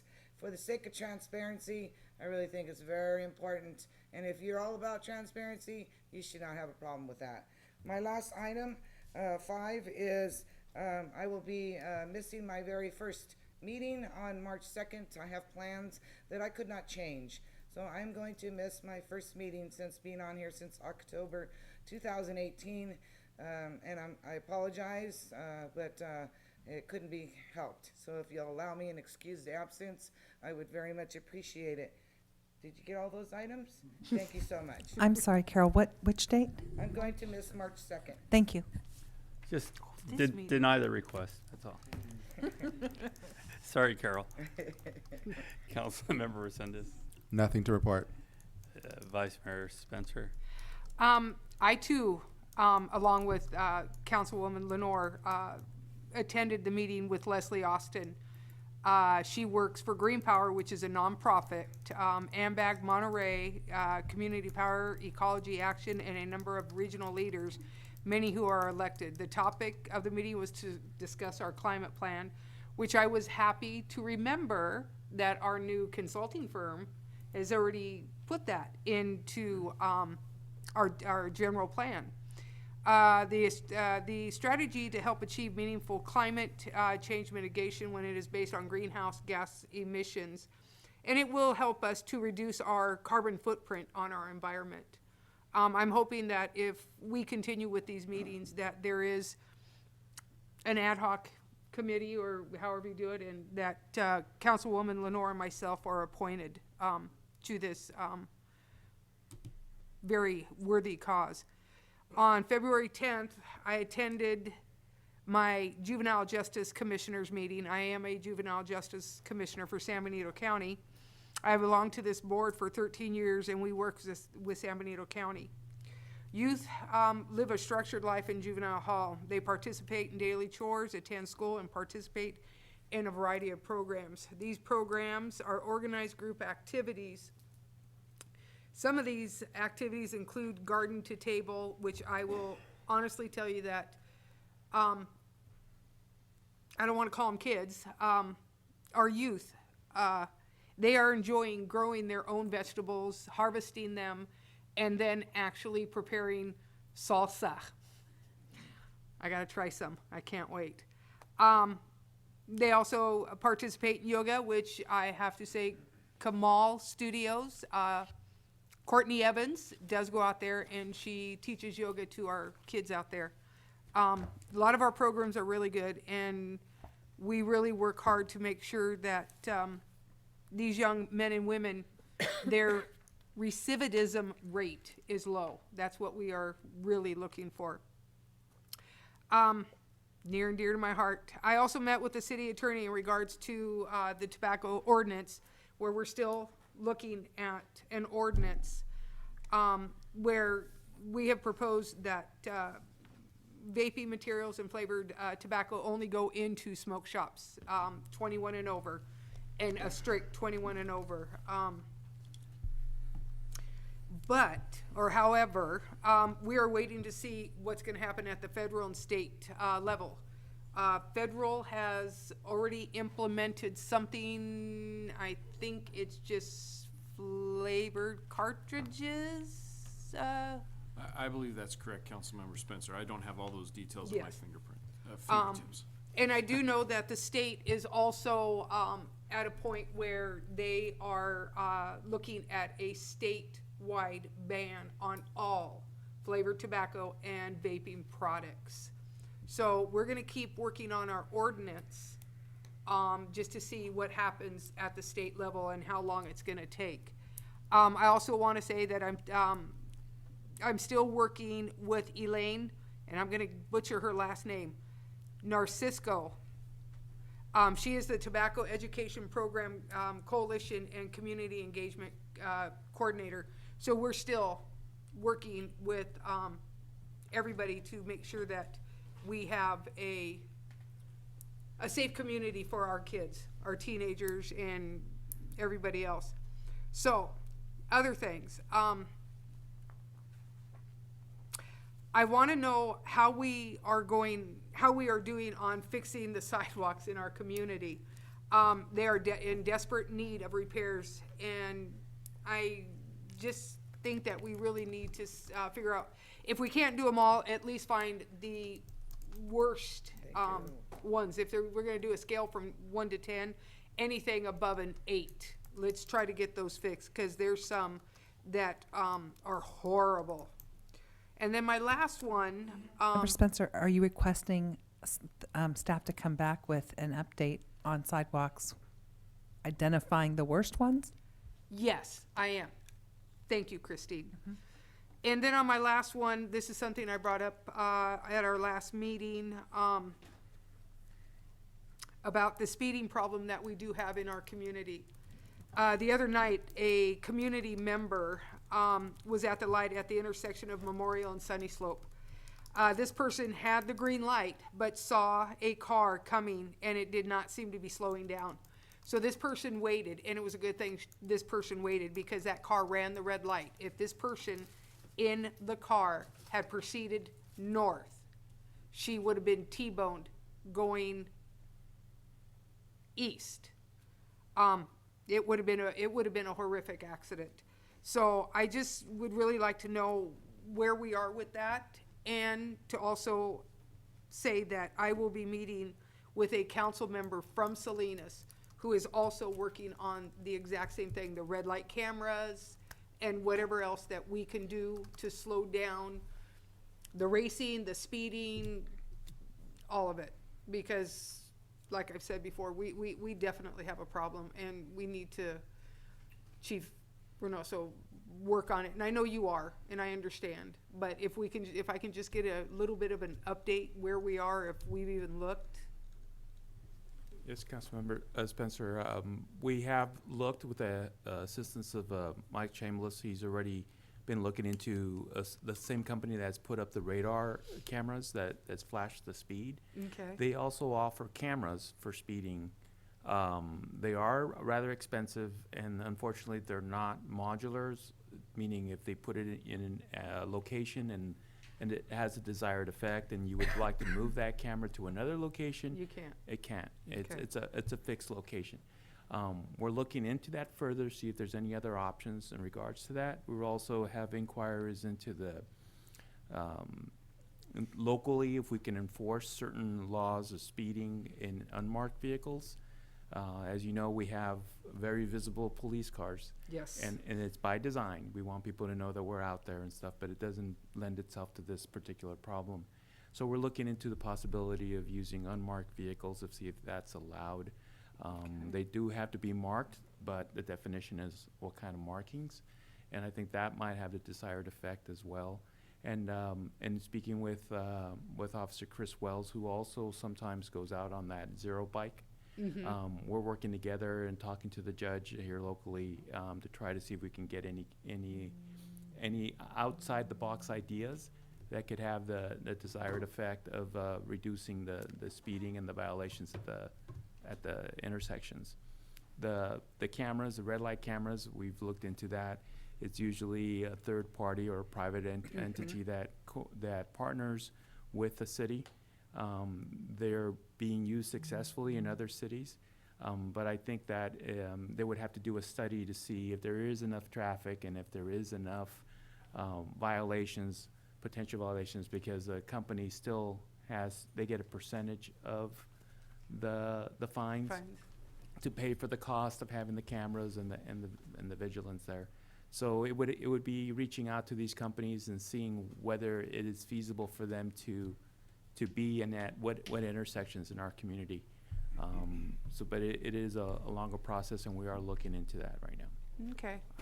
Thank you very much. And just when when you get things here, like I said, I am meeting with a council member from Salinas next week, and that council member and myself will be talking, because I know they have a very serious problem in Salinas, and maybe get some ideas from him too, because I know he's been looking into this for quite some time.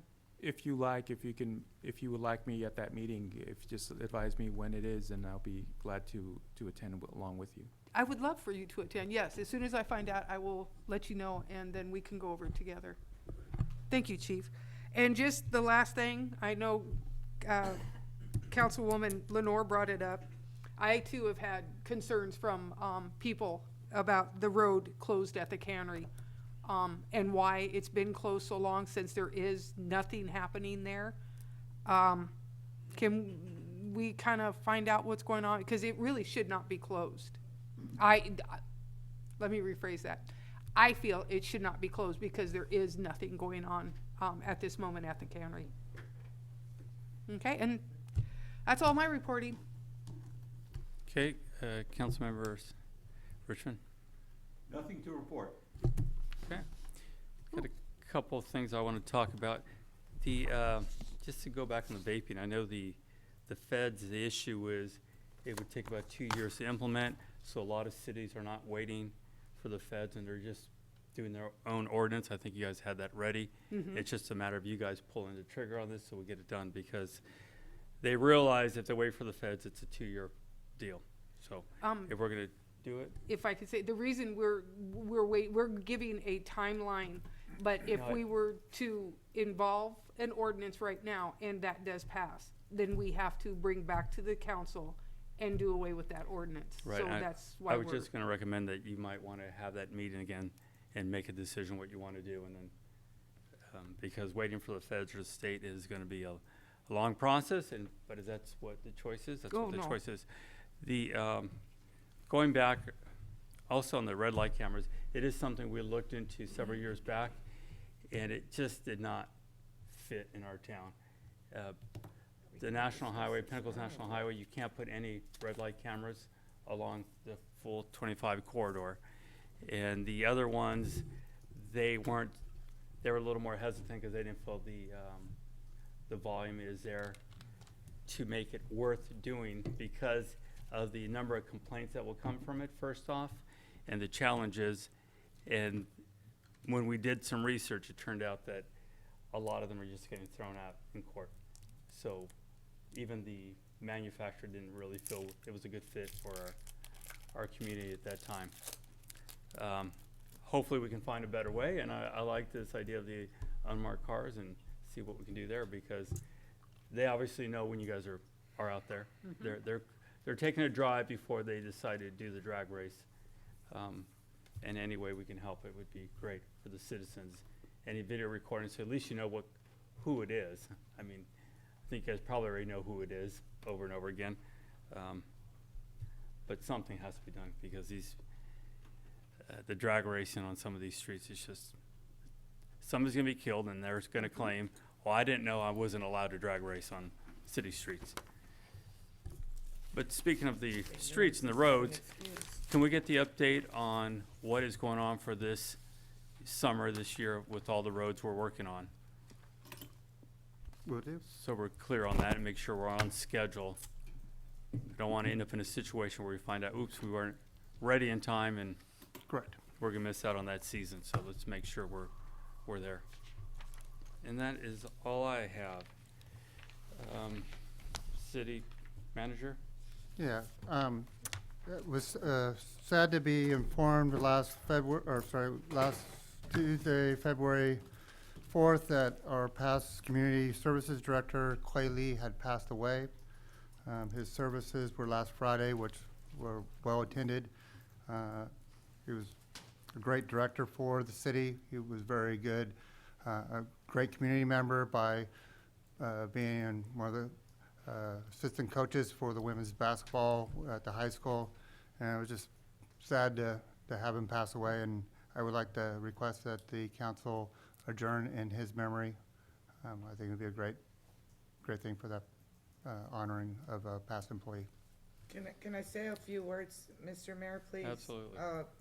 I was this close to standing up at the service, but it was a lot of people in the room, and I just didn't know, the city thing. But I gotta tell you, I worked with Clay Lee for like 20 years, and my nickname was Mr. Hollister for him.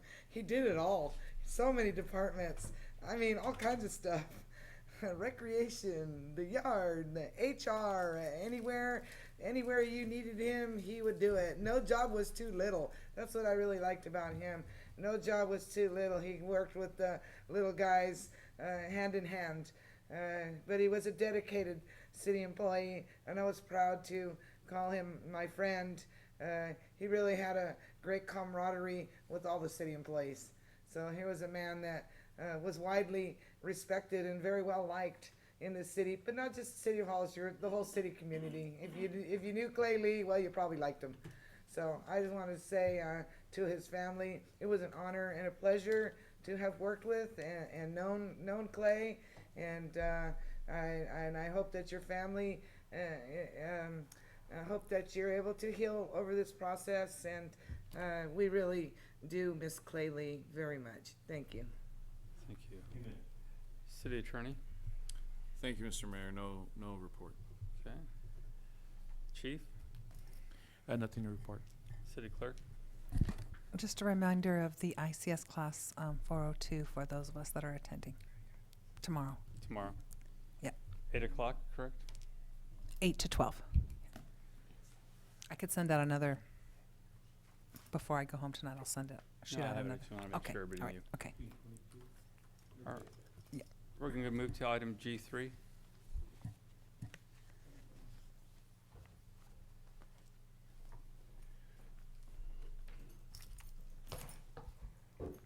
Thank you, Mr. Mayor, members of the City Council. Good evening. Abraham Prado, Development Services Department Planning Manager. During the City Council meeting of February 3rd, staff was directed by the City Council to bring an item for tonight's City Council meeting to consider a possible exception to the 500-foot buffer zone along Highway 25 and also along San Felipe Road, which restricts placement of outdoor storage, such as a mini storage RV and boats in the light industrial zoning district of the city of Hollister. Currently, there are some mini storage along San Felipe Road within the 500-foot buffer, and also some RV and boats along Highway 25 within that 500-feet buffer. These are currently considered non-conforming uses.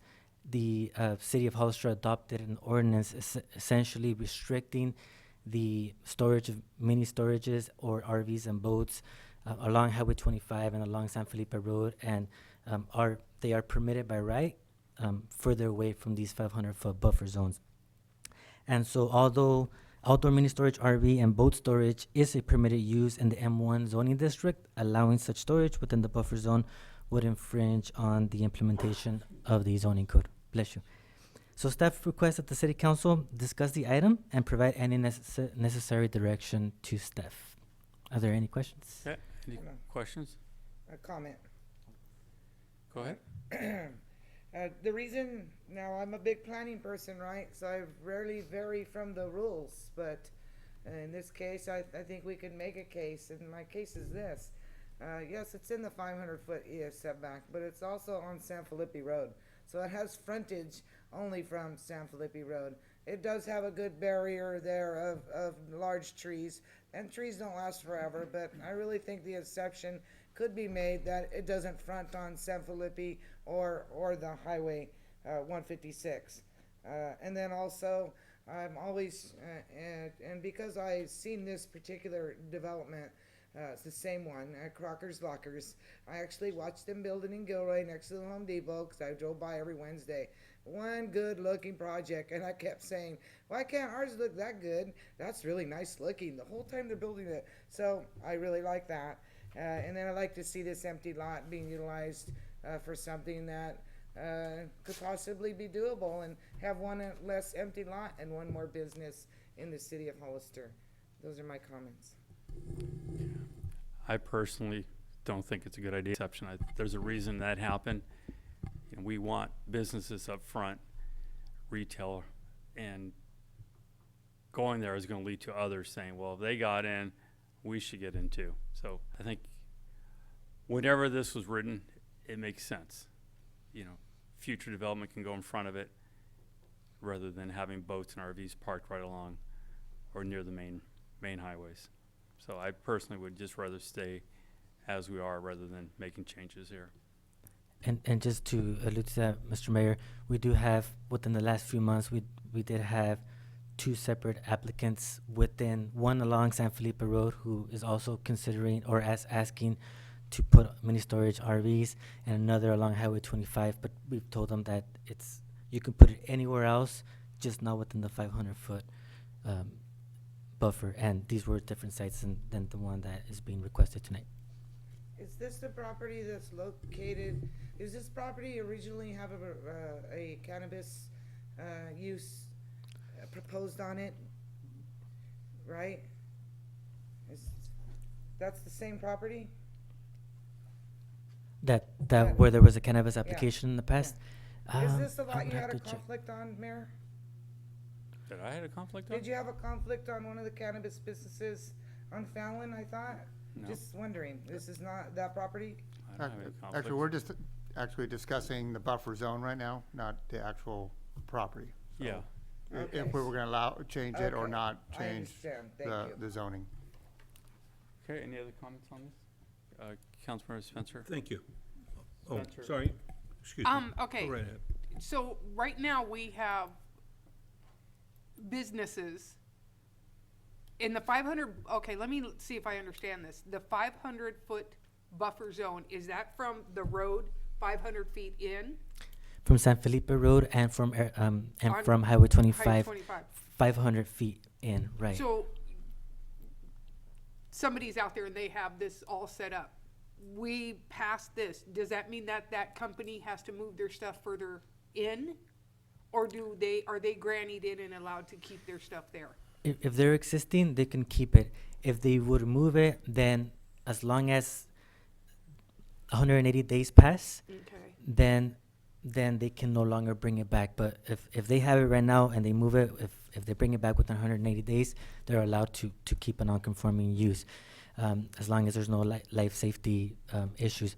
So essentially right now, anybody who wants to put an RV storage, mini storage, has to be outside of that 500 feet away from Highway 25 and away from San Felipe Road. Okay, I understand now. Very Thank well. you. And You're welcome. Councilmember Honor, also my Yes. understanding was when this zoning buffer was put in, there were already some storage units that were within 500 feet. They just got grandfathered in. Correct. And then any future ones could not be Okay. within 500 feet. Yes, that makes it a lot clearer for me. Thank you, both of you. You're welcome. Councilmember Is Richmond? there a, and probably not, you may have to go back to the history, so you may not have an answer for me here. Sure. Could you go back to the history and take a look and talk and see why the 500-foot buffer is there, whether it could be a combination of things, could be 5 things, could be all 5 of them. Whether it's strictly what it looks like, aesthetics, because there is some ugliness when stuff is right on the line. It could be for the intention of having enough room to put commercial in front of it, but 500 feet may not get you commercial in front of it. So I would like to know the reasoning behind it and in some detail. And then if the reasoning is only one item, like aesthetics, then depending on what other aesthetics are available there, because nothing is straight off the top of the thing, we might want to look at it at least and see what it would look like. If it's only aesthetics and there is a screening already there because of the way it's built or because of the way the land is laid out or whatever, it just doesn't make any sense. Then the item is already screened. For me, that's my version. So I'd like to know. I would like to take the next step. I'm not going to say let's just throw it out and not paying attention to it. I'd like to know what the detail is. Do we have some idea? I do. Thank you, and Hi. thanks for stepping up. Yeah, so I'm glad I stayed. I looked into the staff report. I pulled what I could Good for from you. 2009 back when we were talking to the applicant after a meeting because I said that I would. And it didn't go into detail why. It was the first zoning amendments to the new zoning code that was implemented. And the staff report, this was just a small section that was amended. So it doesn't have any details on why, so we can only guess that it was maybe aesthetics, but it didn't specify why. Could I ask you, before we just shoot it down one way or the other, can I ask you at some further date to take a look at perhaps the minutes and see if it was discussed, or you did, and there's It nothing there? wasn't, no. There's nothing there. Nothing was discussed, and there was no, presentation So I guess that that's was my available. question, is we got a 500-foot setback, I understand that. Why do we have a 500-foot setback? Gotta be a reason. Including to also piggyback on Eva's comments, we have in the past, for example, the San Felipe storage that's along San Felipe Road. If you see, there is actually a wide open space, and then there's a fence with some trees that are kind of part of our requirement, where that the trees be there as a buffer. Unfortunately, because there's ag in both ways, they haven't been able to be kept up. We've notified the applicant. That's a different matter, but the RVs and boat storage begins east of that. And that's because there was an ordinance, there's this ordinance that basically alludes to having the front part essentially be open for future either industrial businesses, which essentially it's what it's zoned for, or also the Hollister Municipal Code allows for commercial uses to be an industrial zoning district with a conditional use permit. So that was the main intent. And in going back to, for example, when we approved that San Felipe storage, and the reason why I bring it up, and having that the actual storage in the back, former planning commissioners like Charlie Scott, God rest his soul, basically alluded to people that worked on this current general plan that was approved in 2005. That was one of the main reasons to have those businesses have commercial or industrial businesses along Highway 25, as the mayor also indicated, and any type of mini storage, RV, and boats, which are also necessary in the community, be able to be allowed in the over 1,000 acres that we have in the industrial zoning district, but just away from the 500 feet. And we also understand the need for the RVs and boats to be a part of this community. They're very much needed. And in talking to people, they also want to be seen from the highway. They also want to be seen from San Felipe Road, but it kind of contradicts a little bit our zoning code. And so therefore, that's why the buffer is there. Who wants to be seen? You mean the storage Yes. thing wants to be seen to draw customers? Right. Is that what you mean? That's what, Oh, yes, okay. that's what they've I want to alluded. make sure I understood what you're talking That is correct. That is what they've told us. And so what we've responded, is, including the two other members from the two different sites that we've talked to in the past few months, is that right now, that's how the current zoning ordinance is. We will be looking at the general plan update, and we will be looking at industrial zones. We will be looking at commercial zones. And at that time, if the city council decides that we want to change things, we can certainly take a look at that. But they also do have the right to come in and ask for us to look into it more in detail, which is what we're doing in tonight. So, Yeah, but well, it's I don't think I'm in favor of just quote changing things, okay? Yeah. I'm not in favor of that. I just want to make sure that we have a reason for doing it, and that the reason makes sense and the reason's applicable. So Sure. it never hurts to, can they still come in and ask for an exception? if that Even would if they think they're gonna get shot down?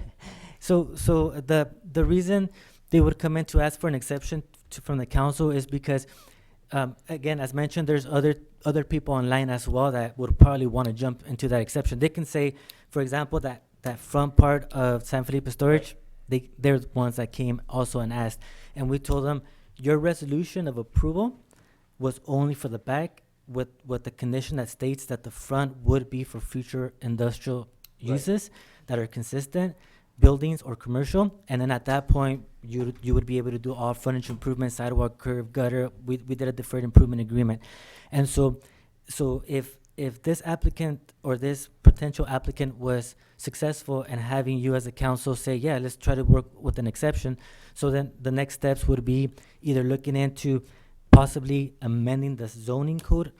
I mean, that's the most cleanest way to do it, is to amend the zoning code so that everybody has a fair share opportunity, or try to come up with some type of variance or something that says that this particular project does not benefit from the same things that the other properties along San Felipe Road also benefit. And so I'm not for throwing it out. yeah, as long as you so understand. it would create additional work that we would have to do it, and if it's a desire of the council, we'd be more than happy to do so. But yeah, it would. Well, if you've got other people in line, I think that's some indicator that we're probably stuck. So, Councilor Lenore, you have another comment? Yes, the reason I was saying that there could be an exception is that it's not on San Felipe Road. It's on Fallon Road. Also, you can condition through the conditional use permit or the site and architectural process for all boat and RV to be located in the rear of the project. Again, I'm asking for I think the exception is doable because it's not fronting on San Felipe right away. Well, you could reword that policy to address that, because we were really talking about the frontage of San Felipe. This property fronts on Fallon Road. It's really disassociated with San Felipe Road, in my opinion. Correct, Councilmember Lenore. It does front along Fallon Road. It is within the 500-foot It's in buffer, the 500 foot, unfortunately, but it's not on it San is Felipe correct. Road, It's not. and that's why I'm asking for some consideration. Sure. Thank you. Sure. I would say this, you said it best when we talked about the general plan update. Let's work through the general plan update to see where we should be going. If they say, hey, it's a good idea to put them all wherever, we'll get to that conversation. Not what I'm asking for. No, I'm not saying you See, are. that's a terrible analogy. No, that no, you no, just I'm threw out not there. saying that. I'm saying, let's go through the general plan update to understand what we want, where we want it. Then from that point, we can have a better understanding. Do we have any speaker cards on this?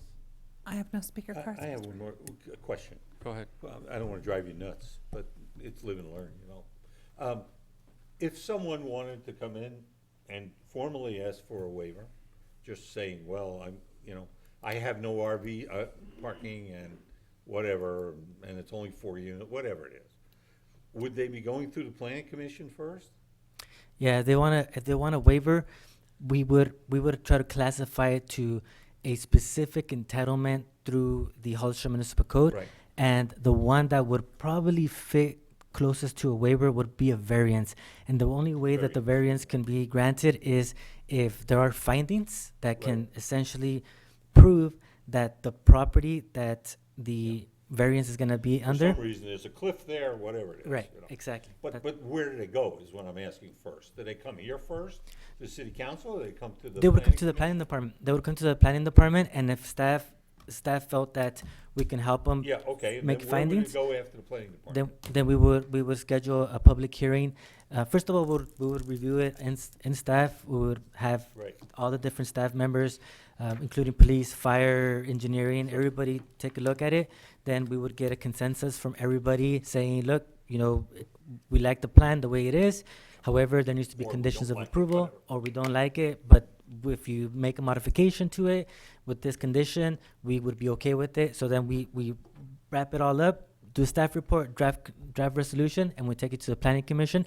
And they're the ones who That's what I wanna know. they're the ones who make the final determination. Unless it gets appealed, then it comes to city council. Okay, Thank you. thank You're you. welcome. Did I ask if we have any speaker cards? I did already. Okay, thank you for Thank the update. All right, HIJK, there is no business, and is there a motion to adjourn in the name of Clay Lee? Oh, yes. Definitely. There's a motion, Definitely. motion and a second. All Second. in favor? Aye. Aye. Motion carries. Thank you, everyone. Thank you. Have a great night.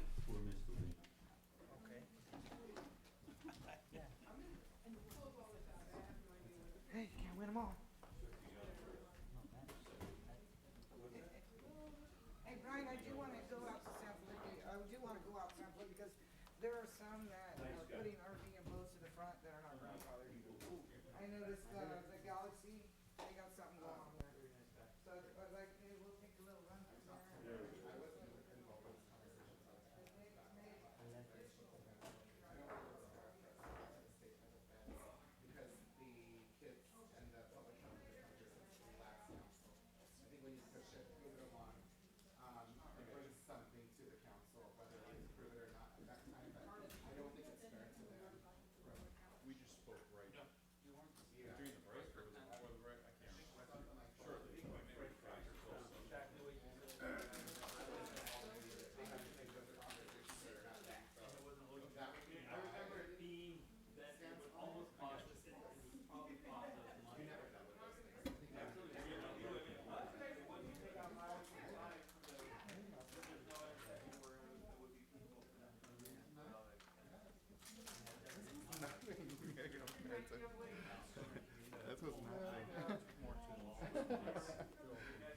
Bye, guys.